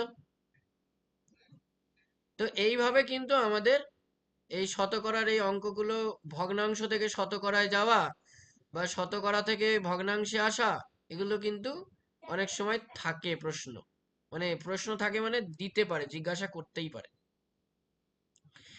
তাহলে আমরা সংখ্যা থেকে আরেকটা জিনিস যেটা বলতে হবে, সেটা তো জানেন আপনারা, সেটা হচ্ছে জোড় বিজোড়ের ধারণা, অড আর ইভেনের ধারণা। জোড় হচ্ছে ইভেন আর বিজোড় হচ্ছে অড, এটাও একটা সংখ্যা, এটাও একটা সংখ্যা। তাহলে জোড় ইভেন যার শেষে 0, 2, 4, 6, 8 এগুলো থাকবে সেগুলো হচ্ছে জোড়, আর যেগুলো শেষে 1, 3, 5, 7, 9 থাকবে সেগুলো হচ্ছে বিজোড়। এটা তেমন কিছু নেই এর মধ্যে বলার। আচ্ছা স্যার তাহলে জ্যামিতি লসাগু গসাগু, হ্যাঁ বলুন। জ্যামিতি পাঠগুলো আজকে করাবেন? ইচ্ছা তো ছিল, স্যার ঠিক আছে। করিয়ে দিলে ভালো হয়, কারণ ওই ইন্টারভিউয়ে প্রতি বছর জ্যামিতি থেকে ওনারা কোশ্চেন করেন। যেমন টেবিলে যা যা আছে বলুন তো, এগুলো থেকে আপনি জ্যামিতির কি কি ধারণা দিতে পারবেন, যে কোনো একটা শেপ দেখাতে পারে সেইগুলো।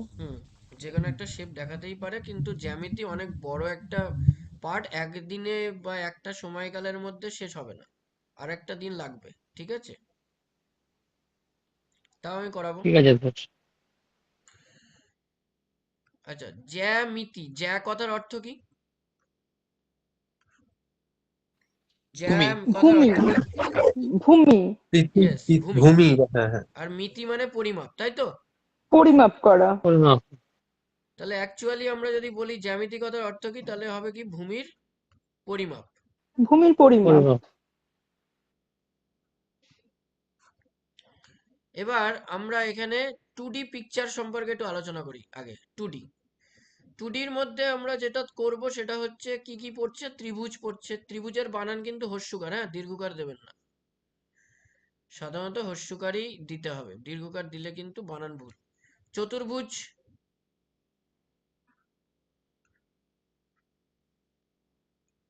আর বৃত্ত। আর কি আছে 2Dর মধ্যে?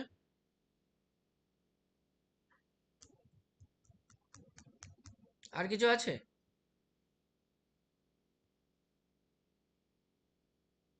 বলুন বলুন তাড়াতাড়ি, আর আছে কিছু? 2D ডেফিনেশনটা একটু বলুন। 2D মানে 2 ডাইমেনশন। 2 দৈর্ঘ্য ডাইমেনশন মানে কি? দৈর্ঘ্য প্রস্থ। সামুদ্রিক রম্বস। তো ওগুলো চতুর্ভুজের মধ্যে দৈর্ঘ্য পড়ছে না? প্রস্থ। চতুর্ভুজে ঢুকে যাচ্ছে। আমি বলছি 2D, 2D মানে কি? 2D কথার অর্থ কি? 2 আর ডাইমেনশন। দৈর্ঘ্য দৈর্ঘ্য এবং প্রস্থ, প্রস্থ দুটো দৈর্ঘ্য মাত্রা, প্রস্থ দৈর্ঘ্য এবং আছে যেটা। প্রস্থ। হুম, দুটো মাত্রা আছে, 2 ডাইমেনশন, দুটো মাত্রা আছে, তাকে বলা হয় 2D। আর 3D যখন হবে তখন তার কটা মাত্রা হবে? 3টে তিনটে। মাত্রা। তিনটে। দৈর্ঘ্য প্রস্থ উচ্চতা উচ্চতা। থাকবে। দৈর্ঘ্য প্রস্থ উচ্চতা। দৈর্ঘ্য প্রস্থ উচ্চতা, ঠিক আছে। তাহলে এই যে ত্রিভুজ, চতুর্ভুজ আর বৃত্ত, এগুলো হচ্ছে 2D পিকচার। তাহলে আমরা প্রথমে যদি ত্রিভুজকে দেখি, ত্রিভুজের ভাগ কটা? দুটো ভাগ, বাহু আর কোণ ভেদে তিনটে তিনটে। বাহু ভেদে আর কোণ ভেদে, তাই না? আচ্ছা বলুন তো, আহ, বাহু ভেদে আবার তিনটে ভাগ আছে আমরা জানি, তাই না? হুম, কি কি? সমবাহু সমদ্বিবাহু। বলো বলুন তাড়াতাড়ি বলুন। সমবাহু, সমদ্বি, সমবাহু, সমদ্বিবাহু, সমদ্বিবাহু, বিষমবাহু। সমদ্বিবাহু বলছি আর বিষমবাহু, তাই তো? 2D শুধু ছবি আঁকা যায়, এর কোনো ইয়ে নেই আর, মানে না, যখনই আপনি ওটাকে কোনো একটা কিছুতে নিয়ে আসবেন না, মানে শেপে নিয়ে আসবেন বাস্তবে, তখন ওটা তো 2D থাকলো না, বুঝলেন? এই চুড়িটাকে কি 2D তে ফেলা যায়? চুড়ি, চুড়িকে ফেলা যেতে পারে, হ্যাঁ, অবশ্যই ফেলা যেতে পারে। চুড়ি তো 3D হবে, তার একটু হলেও তো উচ্চতা থাকবে। হ্যাঁ, ওর বেদ আছে তো, ওই জন্য ওটার উচ্চতা আছে। বেদ মানে হচ্ছে ওর উচ্চতা, যেটা একটা সামান্য। এবার যদি উচ্চতা সাইকেল। যদি আহ, মানে উচ্চতা যদি পরিমাপ আপনি করতে অবশ্যই পারা যাবে, তাহলে ওটা 3Dর মধ্যে ফেলাটাই বাঞ্ছনীয়। কিন্তু অ্যাকচুয়ালি ওর শেপটা হচ্ছে বৃত্তের মতন, কিন্তু বৃত্ত হয়ে ওটা মানে যদি বেদ থাকে, বেদ না থাকলে মানে উচ্চতা না থাকলে কিন্তু 2D হয়ে যাবে। একইভাবে সাইকেলের চাকাও তো সেম জিনিস তাহলে। আমি একটু আগে একটা জিনিস বললাম না, যেগুলো বাস্তবে আপনি দেখেন বা ব্যবহার করেন সেগুলো 2Dর মধ্যে ফেলাটা বাঞ্ছনীয় নয়, ঠিক ঠিক আছে? আছে স্যার। বৃত্তাকার বস্তু বলা যায় কিন্তু বৃত্ত বলা যাবে না।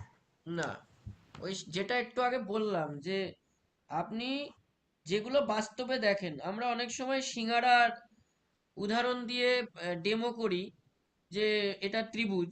হ্যাঁ, ওটা আকৃতি ত্রিভুজের মতন, কিন্তু ওটা অ্যাকচুয়ালি 2D নয়,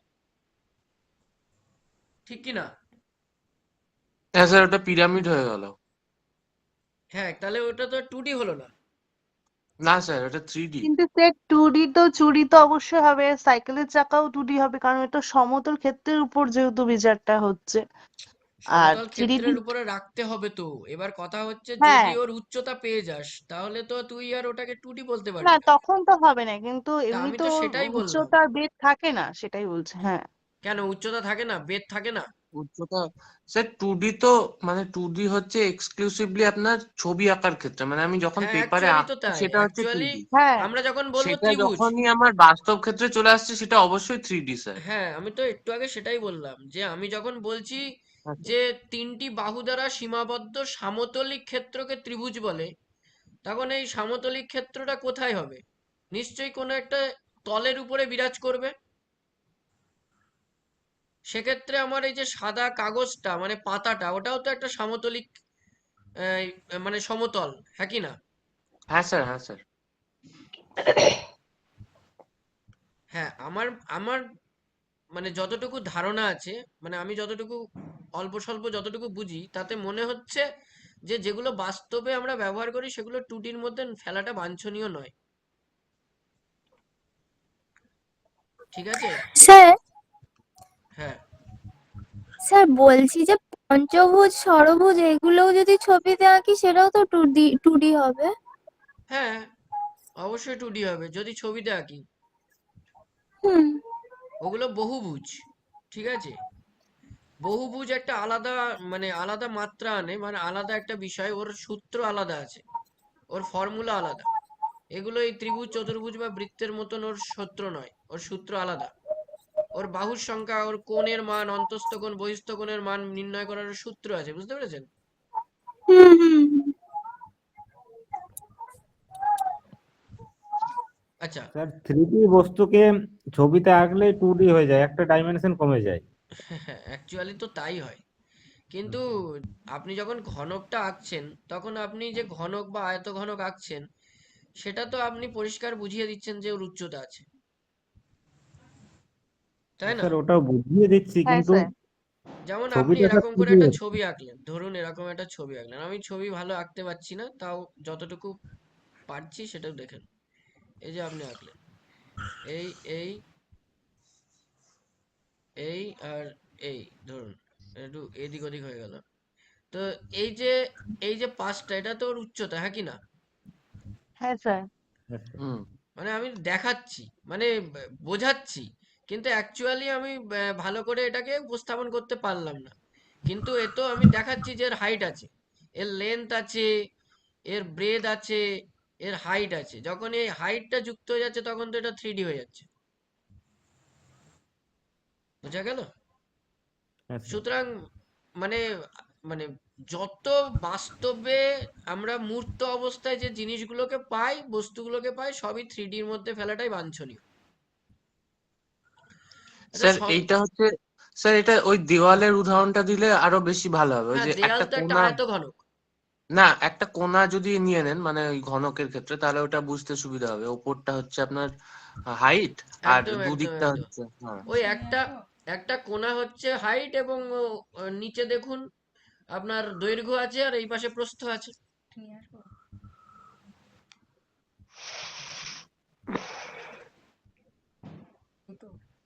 তারপর দেখুন সমবাহু, সমবাহু সমবাহু ত্রিভুজ। আমি জাস্ট একটা ছবি আঁকছি, হ্যাঁ, হয়তো ভালো হবে না। না, সমবাহু ত্রিভুজের প্রত্যেকটা বাহু সমান। তাহলে অ্যাকচুয়ালি যদি আমি বলি যে সমবাহু ত্রিভুজের প্রত্যেকটা বাহু সমান, মানে প্রত্যেকটা কোণও সমান। কারণ আমরা জানি যে বাহু সমান হলে তার বিপরীত কোণ সমান হবে, হ্যাঁ কি না?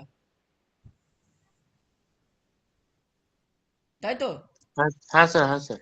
আচ্ছা, এবার আমাকে বলুন তো, যে তাহলে সমবাহু ত্রিভুজের প্রত্যেকটা কোণের মান কত হতে পারে? 60 ডিগ্রি। ডিগ্রি। 8 ডিগ্রি। 60 ডিগ্রির বেশি কি হবে? না, কোনোটাই 60 ডিগ্রির বেশি হবে না। না স্যার, হবে না স্যার। আচ্ছা, আর একটা জিনিস বলুন তো, তিনটে বাহু সমান, তিনটে কোণ সমান, প্রতিটা কোণের মান 60 ডিগ্রি করে, সব বুঝতে পারলাম।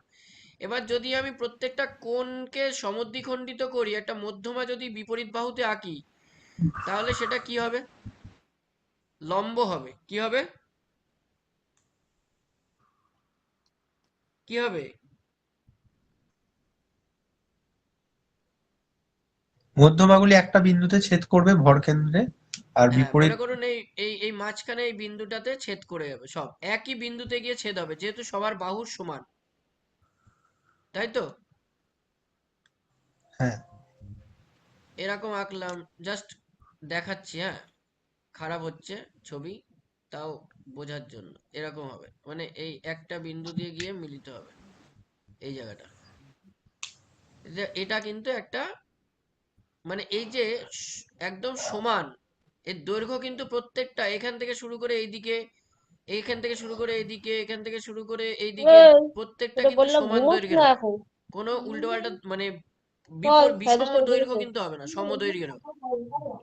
আর পা গরম করতে হবে না, একবার এসে গরম করে শুনছো। আচ্ছা, সমদ্বিবাহু, সমদ্বিবাহুতে কি হচ্ছে? সমদ্বিবাহুতে দুটো বাহু সমান, তাই তো? এইটা আর এইটা সমান। যখন দুটো বাহু সমান হবে, তখন দুটো কোণ সমান হবে। এই কোণটা সমান আর এই কোণটা সমান। দুটো বাহু সমান হলে দুটো কোণ সমান হবে। আর কি বৈশিষ্ট্য বলা যেতে পারে সমদ্বিবাহুর? সমদ্বিবাহুর আর কি বৈশিষ্ট্য বলা যেতে পারে?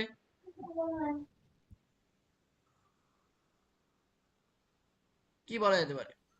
দেখ আমরা জ্বালাস না, চল। সমদ্বিবাহু ত্রিভুজের কোণগুলি গরম সূক্ষ্মকোণ আমিও হতে করছিলাম। পারে, আবার একটা সমকোণও থাকতে পারে। সমকোণ কি থাকবে?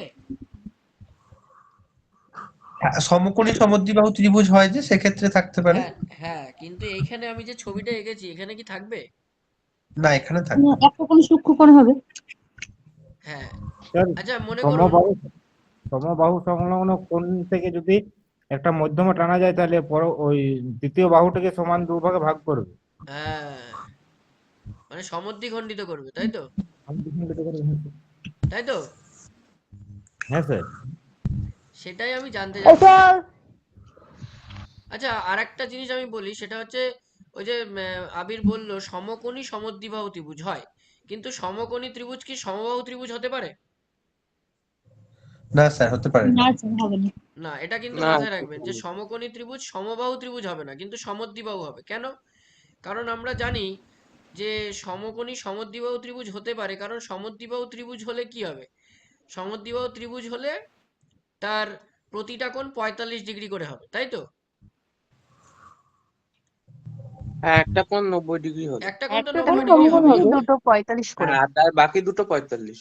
বাকি দুটো 45 করে হবে। আচ্ছা বলুন তো, তাহলে এই লম্ব আর ভূমি সমান হয়ে যাচ্ছে না? হ্যাঁ। হুম। হ্যাঁ স্যার, লম্বভূমি সমান। হ্যাঁ স্যার। আচ্ছা, লম্ব, ভূমি এবং অতিভুজের এই যে সিকোয়েন্সটা, এটা আহ, কার উপপাদ্যে আমরা পাই? পিথাগোরাসের স্যার। পিথাগোরাসের উপপাদ্যে পাই, ঠিক, পিথাগোরাসের উপপাদ্য। তাহলে কি ছিল সেই সূত্রটা? অতিভুজ স্কয়ার সমান লম্ব স্কয়ার প্লাস ভূমি স্কয়ার। লম্ব স্কয়ার প্লাস ভূমি স্কয়ার। আচ্ছা, বিষমবাহু ত্রিভুজের এটা সংক্ষিপ্ত হ্যাঁ হ্যাঁ সূত্রটা এটা। হ্যাঁ, এটা অ্যাকচুয়ালি সংক্ষিপ্ত সূত্র, মানে সংক্ষিপ্ত স্বরে এটা আনা হয়েছে, ত্রিভুজ স্কয়ার সমান লম্ব স্কয়ার ভূমি স্কয়ার। আসল ওটা সূত্রটা ওই ছিল যে বর্গক্ষেত্র দিয়ে। হ্যাঁ, কোন সমকোণী ত্রিভুজের অতিভুজের উপর অঙ্কিত বর্গক্ষেত্রের ক্ষেত্রফল ওটা লম্ব তো ও ভূমির উপপাদ্য উপর। হিসাবে, হ্যাঁ ওটা হ্যাঁ হচ্ছে উপপাদ্য হিসাবে বর্ণিত। উপপাদ্যটা ওইটা ছিল। হ্যাঁ হ্যাঁ, সেখান থেকে এটা এসেছে। এটা হ্যাঁ কনক্লুশন। হ্যাঁ, একদম। এটা হচ্ছে অঙ্ক করার ক্ষেত্রে। হ্যাঁ, অঙ্ক করার ক্ষেত্রে সব জায়গায় কাজে লাগে। ওই যে ডিরেকশনের অঙ্কগুলো দেয় না রিজনিং এ, হ্যাঁ হ্যাঁ। সেক্ষেত্রেও আমাদের এইটার ব্যবহার আমরা করি, মানে শর্টেস্ট হাইট এন্ড ডিস্টেন্স। ডিস্টেন্সের ক্ষেত্রেও অঙ্ক। হ্যাঁ, অবশ্যই। বিষমবাহুর হচ্ছে তিনটে বাহু আলাদা আলাদা হবে এক্ষেত্রে। আচ্ছা, ত্রিভুজ হওয়ার ক্ষেত্রে একটা নিয়ম আছে, সেই নিয়মটা জানেন? সবাই দুটো বাহুর তিনটি কোণের সমষ্টি 180 হতে হবে। না স্যার, ওটা ওই তো আলাদা। ছোট দুটো বাহুর ওটা না, সমষ্টি দুটো বড় ছোট বাহু বাহু দুটোর অপেক্ষা বড় বড়টার সমষ্টি, হতে থেকে হবে। হ্যাঁ বড় হতে হবে। হ্যাঁ, মনে হ্যাঁ করুন এই বাহুটার যোগফল এই তৃতীয় বাহুর থেকে বড় হতে হবে। আচ্ছা, সমান হলে কি হবে? না না, স্যার, সমান হলেও না হবে না। স্যার। না, সমান হলে সমান হলে হ্যাঁ স্যার হবে না, সমান না হলে হবে হবে না। না স্যার, বড় হতে হবে। ছোট হলে তো হবেই না, সমান হলেও হবে না, কেবলই মাত্র বড় হতে হবে। বড় হতে হবে। আমি যদি বলি 2 সেন্টিমিটার, 3 সেন্টিমিটার আর 5 সেন্টিমিটার, ত্রিভুজ আঁকা যাবে? না স্যার। না না স্যার। হবে না। আমি যদি আমার একটা প্রশ্ন আছে, ওই যে 4, বললেন 5 আর 6 আঁকা যাবে? 4 আর 4, 5, 5, 6। হ্যাঁ হবে। হ্যাঁ হবে। আঁকা যাবে হ্যাঁ তো? স্যার। 9 হচ্ছে 4, ওদিকে 5, হচ্ছে। 9, 6, হ্যাঁ। হ্যাঁ স্যার হবে। এটা হবে, কিন্তু এটা হবে না, তাই তো? এটা হবে না। বিষম বাহু তিনটে আমার কোণের একটা মান, প্রশ্ন ছিল, হ্যাঁ বলুন। তাহলে ওই যে সমবাহু ত্রিভুজের 3টে বাহুই সমান, তাহলে কেন আঁকা যাবে না? সমবাহু ত্রিভুজের 3টে হ্যাঁ, বাহু দুটোর সমান। যোগফল তো বেশি হবে। হ্যাঁ, তো দুটো বাহুর যোগফল তো বেশি ও হচ্ছে, তো তিনটে একটা বাহু। বাহুর থেকে মাথা বেশি পুরো হবে। গেছে। সাইনা ম্যাডাম পুরো একদম 31 ডিসেম্বর তো, তাই জন্য মাথা কাজ করছে না হয়তো। এই সত্যি যে এটা ভাবিনি, মাথাটা গেছে। 3টে বাহু, এই যে 3 3 3, তাহলে 3টে বাহুর যে কোনো দুটো বাহুর যোগফল তো তৃতীয় বাহুতে হ্যাঁ বড়ই। স্যার, হ্যাঁ এবার বুঝেছি তখন।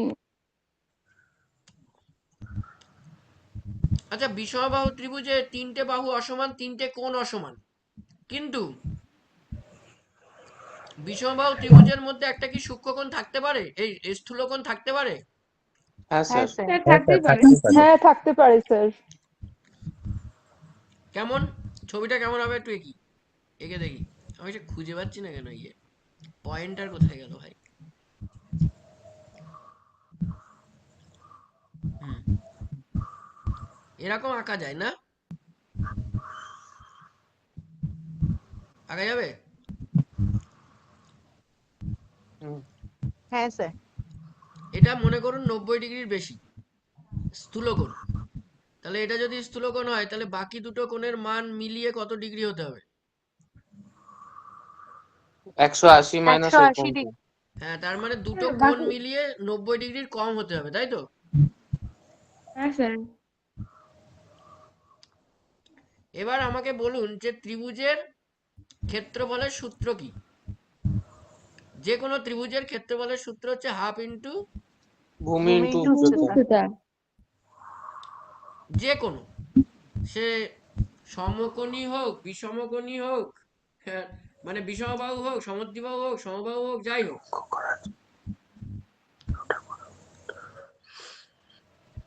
আচ্ছা, সূক্ষ্মকোণী ত্রিভুজ জানেন যাদের কোণের মান কত হবে? 90 ডিগ্রি থেকে কম হবে সূক্ষ্মকোণী ত্রিভুজের। যেমন এই যে সমবাহু ত্রিভুজটা আমি লিখলাম বা আঁকলাম, এই সমবাহু ত্রিভুজটা কি সূক্ষ্মকোণী ত্রিভুজ বলা যেতে পারে? হ্যাঁ স্যার, বলা যেতে হ্যাঁ পারে। হ্যাঁ স্যার। স্যার বলা যেতে পারে। 90 ডিগ্রি চেয়ে কম তো কোণগুলোর মান। স্থূলকোণী 90 ডিগ্রির থেকে না, বড় হবে, তাই তো? হ্যাঁ, আর হ্যাঁ 180 তেও স্যার। কম। তাহলে চিহ্নটা কিভাবে দেবো বলুন তো?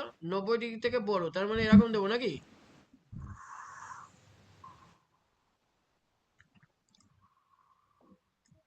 আর 180 ডিগ্রি থেকে কি হবে?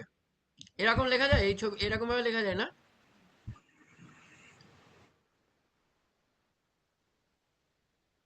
স্যার ওটা কি থিটা লিখেছেন? থিটা লিখলাম, কারণ থিটা তো একটা কোণ। হুম। হ্যাঁ হ্যাঁ হ্যাঁ। তাহলে 90 ডিগ্রির থেকে বড় থিটা, কিন্তু 180 ডিগ্রির থেকে ছোট, তাই তো? হ্যাঁ স্যার। এটা হচ্ছে সূক্ষ্মকোণী। আর সমকোণী 90 ডিগ্রি। যে ত্রিভুজের একটা কোণের মান 90 ডিগ্রি হয় যে এবং বাকি ত্রিভুজের দুটো কোণ যে ত্রিভুজের একটি কোণের মান 90 ডিগ্রি হবে, তাহলে বাকি দুটো কোণ মিলিয়ে কত হতে হবে? 90। 90 ডিগ্রি। বাকি দুটো মিলিয়েও 90 হতে হবে, তাই তো?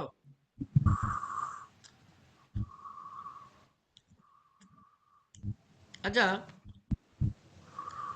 কোণ যদি বলি, কোণ কত প্রকার?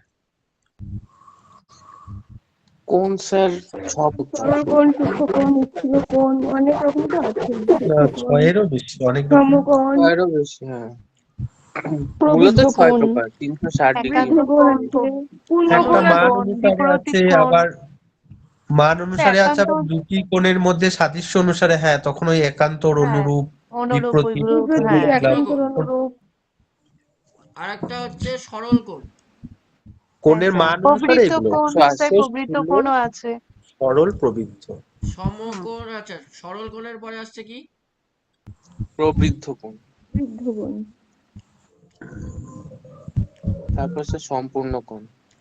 পূর্ণকোণ, তারপরে আমি সম্পূর্ণ বললাম কোণ, সম্পূর্ণ কোণ কত হবে? 360 ডিগ্রি। 360 ডিগ্রি। 360।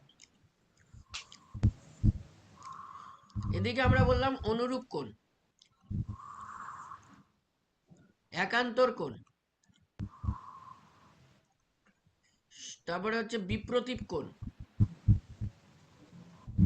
আমি বললাম সন্নিহিত কোণ। পূরক কোণ, সম্পূরক কোণ। হ্যাঁ, পূরককে ইংরেজিতে কি বলে?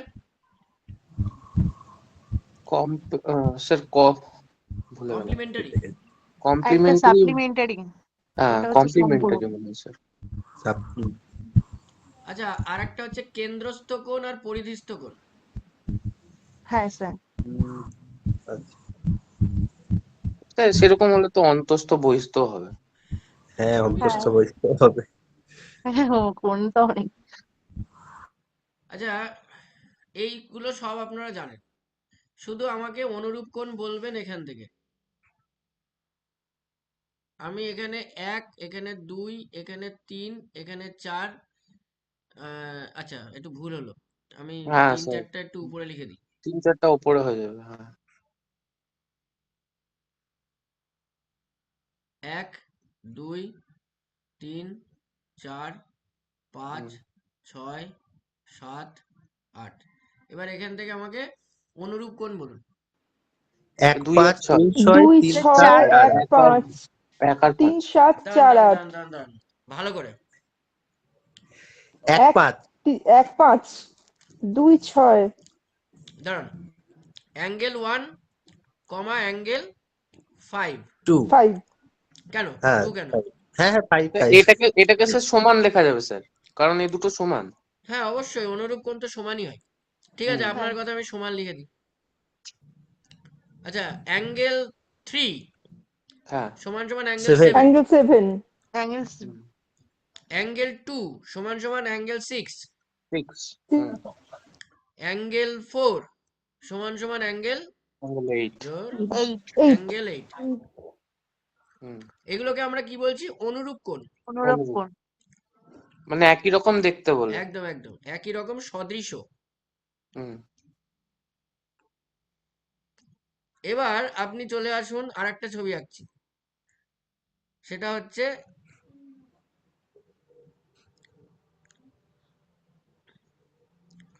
আমি লিখলাম, আবার ওরকম করেই লিখবো, আপনারা শুধু আমাকে একান্তর কোণটা বলবেন।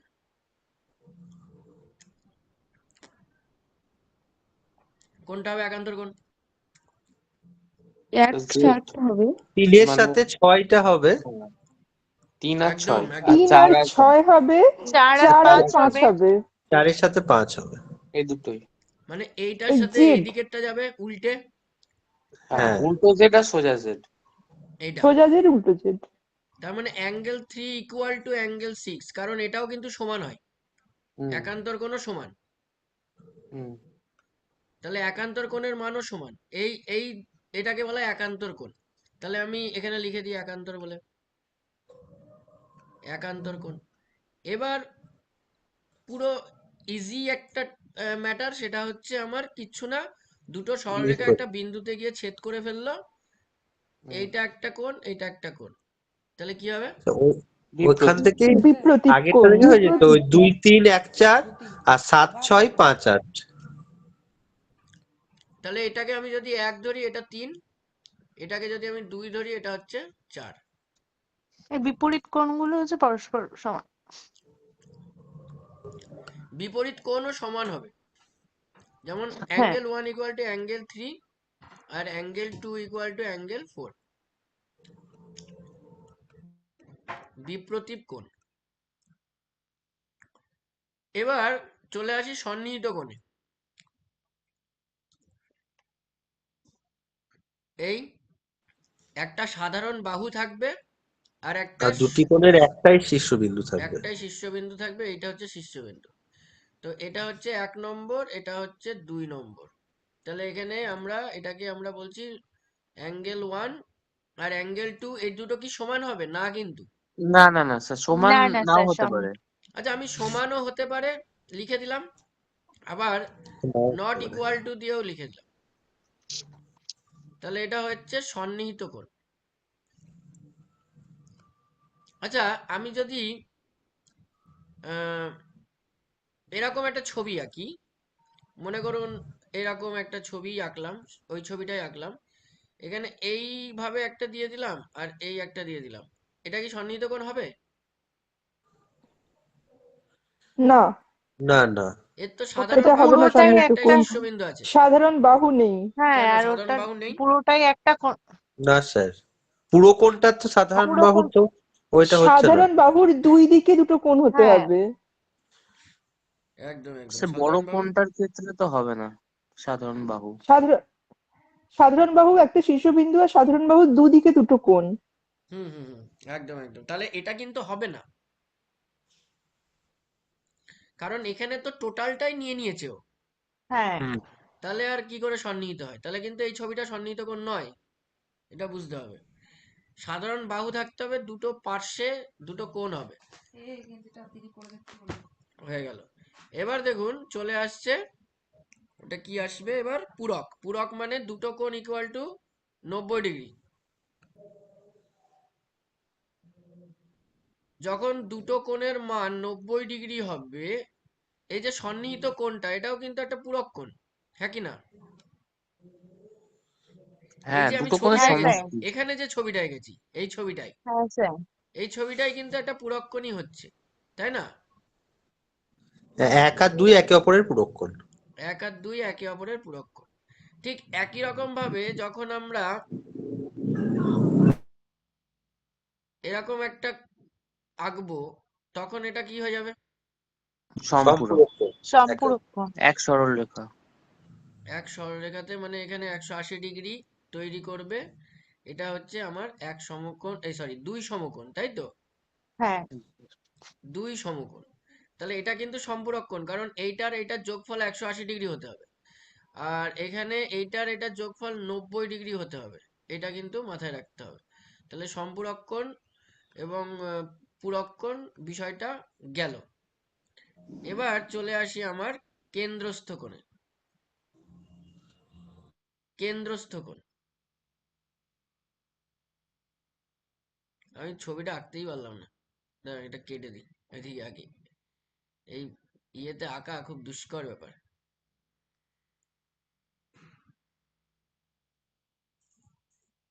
এইটা মনে করুন, এই একটা কেন্দ্র থেকে পরিধি পর্যন্ত একটা ব্যাসার্ধ, আর এই কেন্দ্র থেকে পরিধি পর্যন্ত, যদিও একটু এদিক ওদিক হয়ে গেল, কিছু মনে করবেন না।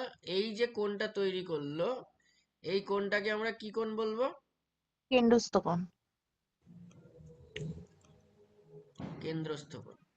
এবার ঠিক একই রকম ভাবে যখন বৃত্তের পরিধির উপর আরেকটা জ্যা দিয়ে যুক্ত করা হলো, এটা একটা জ্যা, এটাও একটা জ্যা, তখন এই যে কোণটা তৈরি করলো এইটাকে তখন কি বলবে?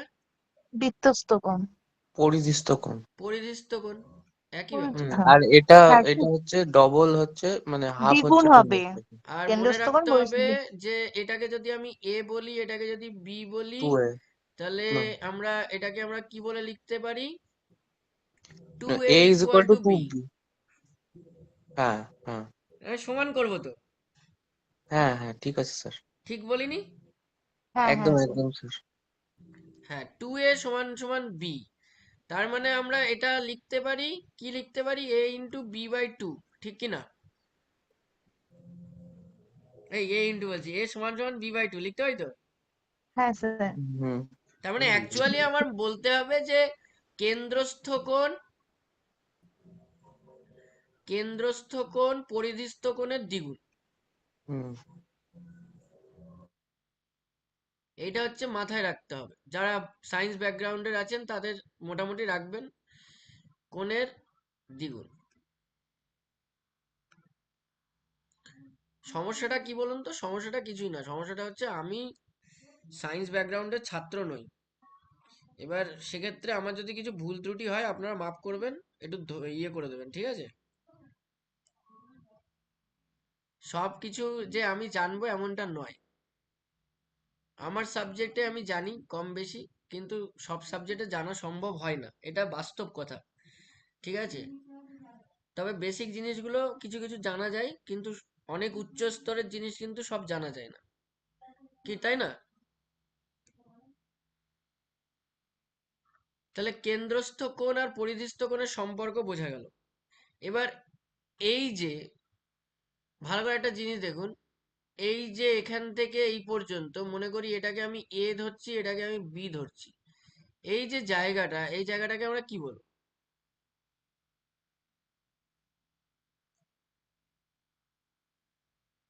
বৃত্তচাপ বলবো,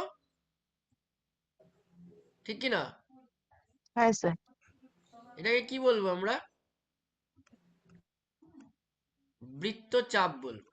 এবার একটা জিনিস লক্ষ্য করুন, বৃত্তচাপ বৃত্তচাপ তিন প্রকারের হয়। একটা হচ্ছে অধিচাপ, একটা হচ্ছে উপচাপ, আর একটা হচ্ছে সমচাপ। এই যে তলার যেটা দেখতে পাচ্ছেন এ এন থেকে বি, এই একটা, আর আমি যদি এরকম করে ঘুরিয়ে নিয়ে আসি এই একটা, দুটো আছে, তার মধ্যে যেটা ছোট বৃত্ত চাপ সেটাকে বলা হয় উপ, আর যেটা বড় বৃত্তচাপ সেটাকে বলা হয় কি? অধি। আর যদি এরকম হতো যে এরকম একটা আঁকলাম, এই এইটা আমি এখানে কেন্দ্র ধরছি, এটা নয়, তো এই যে মাঝখান থেকে আমি একটা দাগ টেনে দিলাম ধরুন, এবার এই যে এখানে একটা বিন্দু এ দিলাম, এখানে একটা বি দিলাম, এর এই উপরের অংশ আর এই নিচের অংশ যদি দুটো সমান হয়ে যায় তখন এই চাপকে কি বলে? সমচাপ। সমচাপ। কি বলছে? এবার একটা জিনিস লক্ষ্য করবেন, হ্যাঁ, মনে করুন আমি এখানে এরকম করে একটাই আঁকলাম, আর এখানেও ওরকম করে আর একটা আঁকলাম, তাহলে এইখানে একটা পরিধিস্থ কোণ তৈরি হয়েছে, এইটাও একটা পরিধিস্থ কোণ তৈরি হয়েছে। বলতে পারবেন এই পরিধিস্থ কোণের মান কত হবে?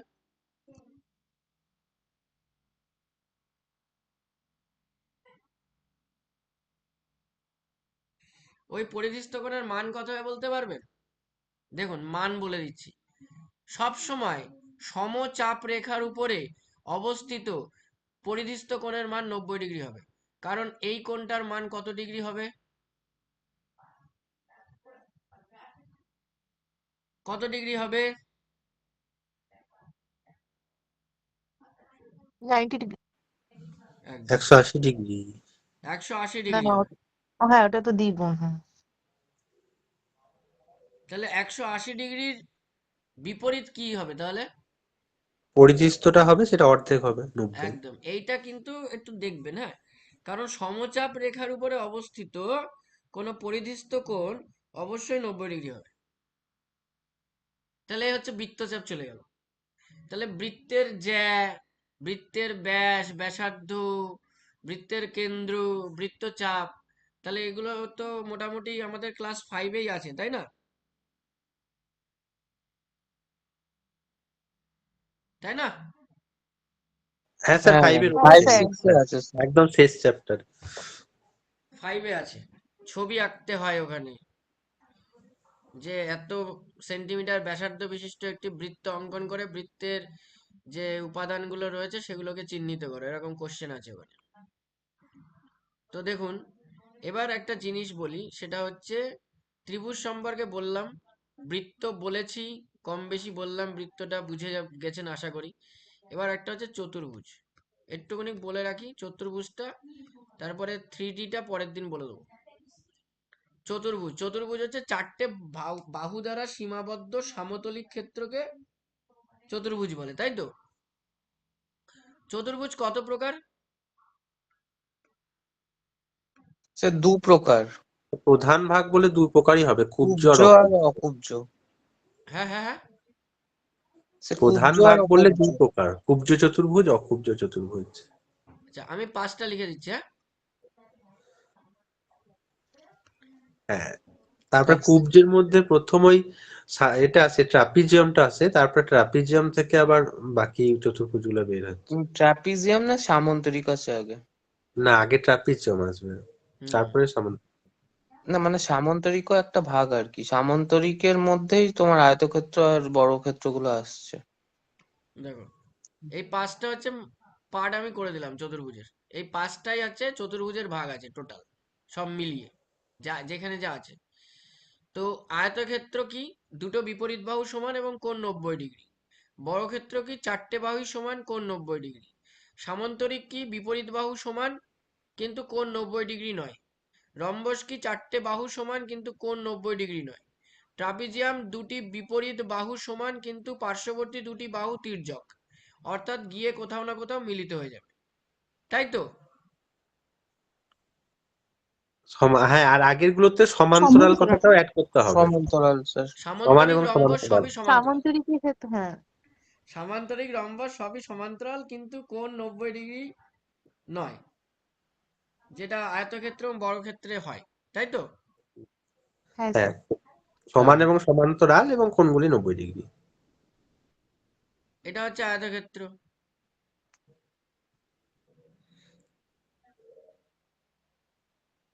এটা বর্গক্ষেত্র। আর আরেকটা ভাগ আছে কাইট, কাইটটাকেও চতুর্ভুজ ভাগ ধরা হচ্ছে।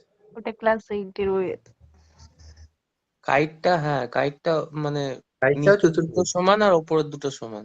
হ্যাঁ, ওখানে সন্নিহিত বাহু সন্নিহিত দুটো সমান ওটা বাহুগুলো হয়। সন্নিহিত সমান। রম্বসের বাহুগুলো, হ্যাঁ। ক্ষেত্রে কাইটটা আবার ট্রাপিজিয়ামেরও দুটো ভাগ আছে, একটা হচ্ছে তোমার রম্বসই তো অ্যাকচুয়ালি ওরকম হয়, সমদ্বিক। তাই না? এই যে কাইট সমদ্বিবাহু বলছি, হ্যাঁ ক্ষেত্র। কাইটটা তো অ্যাকচুয়ালি রম্বসের মতনই। হ্যাঁ না তো, তাহলে তো বর্গক্ষেত্রটাও তো তাহলে রম্বসই, যখনই কোণগুলো হ্যাঁ, 90 ডিগ্রি হয়ে যাচ্ছে বর্গক্ষেত্র। হ্যাঁ বর্গক্ষেত্র এক প্রকার বর্গক্ষেত্র তো রম্বসই অ্যাকচুয়ালি বটে। রম্বসের মতনই তো, রম্বসই তো বলা যায়, হ্যাঁ, শুধু কোণটার কিন্তু মান শুধু ভ্যারিয়েশন। কর্ণেরটাও হ্যাঁ। কিন্তু স্যার কাইটটাও আলাদা কাইটটাকে বলা যাবে চতুর্ভুজ। না, কারণ কাইটটা দুটো বাহু সমান আর এইদিকে নিচের দুটো বাহু সমান। হ্যাঁ হ্যাঁ হ্যাঁ, সন্নিহিত বাহু দুটি সমান হয় কাইটের ক্ষেত্রে। হ্যাঁ সন্নিহিত বাহু দুটো সমান। সন্নিহিত আচ্ছা, বাহুগুলি পরস্পর সমান এইটা হয়। এই যে ছবিটা, এটা মনে হচ্ছে রম্বস হয়ে গেছে, সমান চারটে বাহু সমান হয়ে গেছে। এটা সামান্তরিকটা একটুখানি ছোট বড় হবে।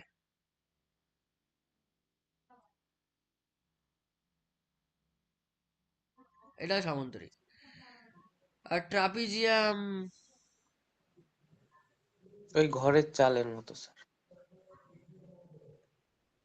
ঘর রাখতাম এইভাবেই প্রথমে। এটা হচ্ছে ট্রাপিজিয়াম। তো আহ, সমস্যাটা কোথায়? সমস্যাটা হচ্ছে যে প্রত্যেকটারই এই আয়তক্ষেত্র আর বর্গক্ষেত্রে 90 ডিগ্রি করে আছে কোণ, প্রত্যেকটা কোণ, কিন্তু সামান্তরিক আর রম্বসের সেটা নেই। হুম। তাহলে আমরা হ্যাঁ কি স্যার। বলতে পারি? আরেকটা বৈশিষ্ট্য হবে স্যার ওই আয়তক্ষেত্র আর বর্গক্ষেত্রের আপনার তির্যক মানে আপনার ওটা কি বলে জানো? কোনটা? কর্ণ? ওই কর্ণ, হ্যাঁ কর্ণগুলো সমান, আর হ্যাঁ এইটার ক্ষেত্রে কর্ণগুলো অসমান হবে। হ্যাঁ হ্যাঁ হ্যাঁ, সামান্তরিক আর রম্বসের কর্ণ তো অসমান হবে, কারণ এখানে তো বাহুটা বেঁকে রয়েছে, ব্যাকানো আছে, হ্যাঁ। হ্যাঁ হ্যাঁ হ্যাঁ স্যার, একদিক হ্যাঁ বড় স্যার। হবে একদিক ছোট হবে, তো অবভিয়াস কথা। এইটা বড়, এইটা বড় হবে, আর এই দিকটা ছোট হবে, ঠিক কি না? হ্যাঁ স্যার। ঠিক তেমনি হবে এটাও তাই, এটাও তাই, ঠিক ওটা একদম সঠিক, ওই বৈশিষ্ট্যটা মাথায় আসেনি তখন। হ্যাঁ, একদম সঠিক কথা যে কর্ণ সমান হবে আয়তক্ষেত্র এবং বর্গক্ষেত্রে, সঠিক কথা, কারণ যেহেতু 90 ডিগ্রি অ্যাঙ্গেলে রয়েছে। কিন্তু যেহেতু সামান্তরিক 90 ডিগ্রি অ্যাঙ্গেলে নেই বা রম্বস নেই, তাই জন্য আলাদা হবে, কর্ণ আলাদা হবে। আরেকটা জিনিস মাথায় রাখতে হবে, সেটা হচ্ছে এদের সূত্রগুলো একটু মাথায় রাখতে হবে। স্যার সূত্র হচ্ছে ট্রাপিজিয়ামের কর্মগুলো কি সমান হবে? ট্রাপিজিয়ামের কর্ণ না কি সমান হবে কি মনে হয়? না, ওই না একটা না হয় যেটা, স্যার ওটাও হবে না। মনে করুন এরকম আঁকলাম এখানে, আর এদিক থেকে এইটা আঁকলাম, কি মনে হচ্ছে সমান হতে পারে? স্যার আপনি যেটা এঁকেছেন সেটার ক্ষেত্রে হয়তো সমান হবে, হ্যাঁ, যেটা ওই প্রত্যেকটা সমদ্বিবাহু একটা ট্রাপিজিয়াম এঁকেছেন। হ্যাঁ সমদ্বিবাহু ট্রাপিজিয়াম এঁকেছেন আপনি, এটা সমান হবে স্যার। আর যদি আপনি একদম। একটা দিক মানে বেশি করে দিতেন তাহলে হতো না স্যার। না হুম কিন্তু হুম ট্রাপিজিয়ামের ক্ষেত্রে কিন্তু সাধারণত যে যে ট্রাপিজিয়াম গুলো আমরা আঁকি সাধারণত বাহু সমান করে যদি আঁকা হয় তাহলে কিন্তু তার কর্ণ সমান হবে, তাই না?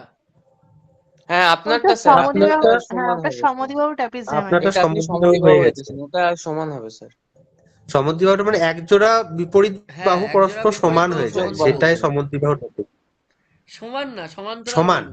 সমান স্যার, সমান্তরাল এবং না সমান। স্যার সমান, সমান সমান হলেই সমান্তরাল সমদ্বিবাহু না হবে। স্যার, সমান, হ্যাঁ হ্যাঁ এই সমান্তরাল হবে উপরেরটা না স্যার। মানে এই উপরেরটা নিচেরটা, এখানে কিন্তু উপরেরটা নিচেরটা সমান নয়, ঠিক আছে? এটা না জাস্ট এইটা স্যার সমান্তরাল। পাশের দুটো আপনার সমান হয়ে গেছে, পাশের দুটো সমান হ্যাঁ এই যে ট্রাপিজ। পাশের এইটার দুটো এটা এইটা সমান, সমান হবে।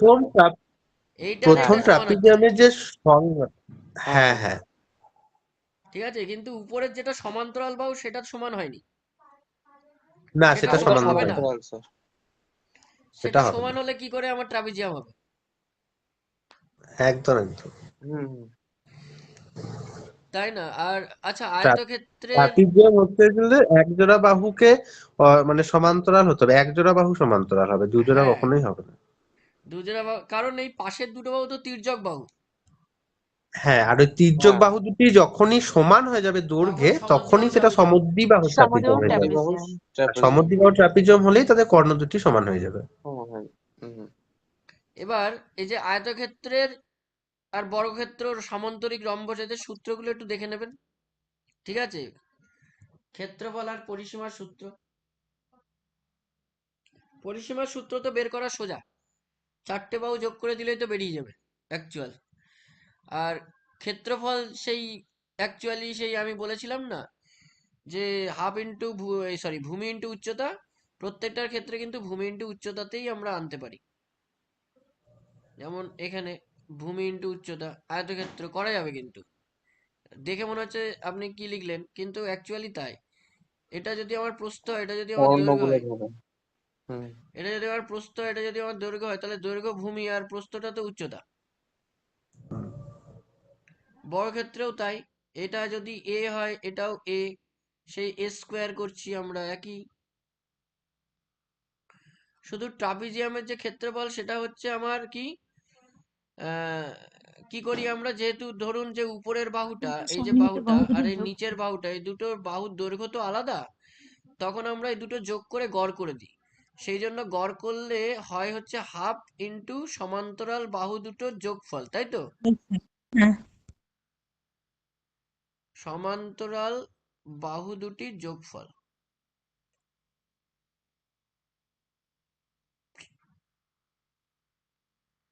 সমান্তরাল বাহু দুটির যোগফল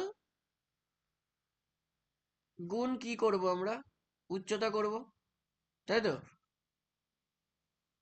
তাহলে এই হচ্ছে আমার ইয়ে। এবার একটা জিনিস লক্ষ্য করুন, এই যে আয়তক্ষেত্র, যারা জানে না তাদের জন্য বলছি, আয়তক্ষেত্রের এই যে একটা কর্ণকে যদি আমরা ধরে নিই এইটুকু, তাহলে এটা একটা ত্রিভুজ হয়ে যাচ্ছে। এই টোটালটা যদি ক্ষেত্রফল ভূমি ইন্টু উচ্চতা হয়, তাহলে এই অর্ধেকের ক্ষেত্রফল কি হবে, কি হবে? হাফ ইন্টু ভূমি ইন্টু উচ্চতা হবে। তাহলে সেটাই তো আমাদের ত্রিভুজের সূত্র, সেটাই তো আমাদের ত্রিভুজের ক্ষেত্রফলের সূত্র। তাহলে মনে রাখবেন পৃথিবীতে মোটামুটি যত রকমের 2D পিকচার রয়েছে তা কিন্তু আমরা এই দিয়ে মাপতে পারি। কি দিয়ে মাপতে পারি?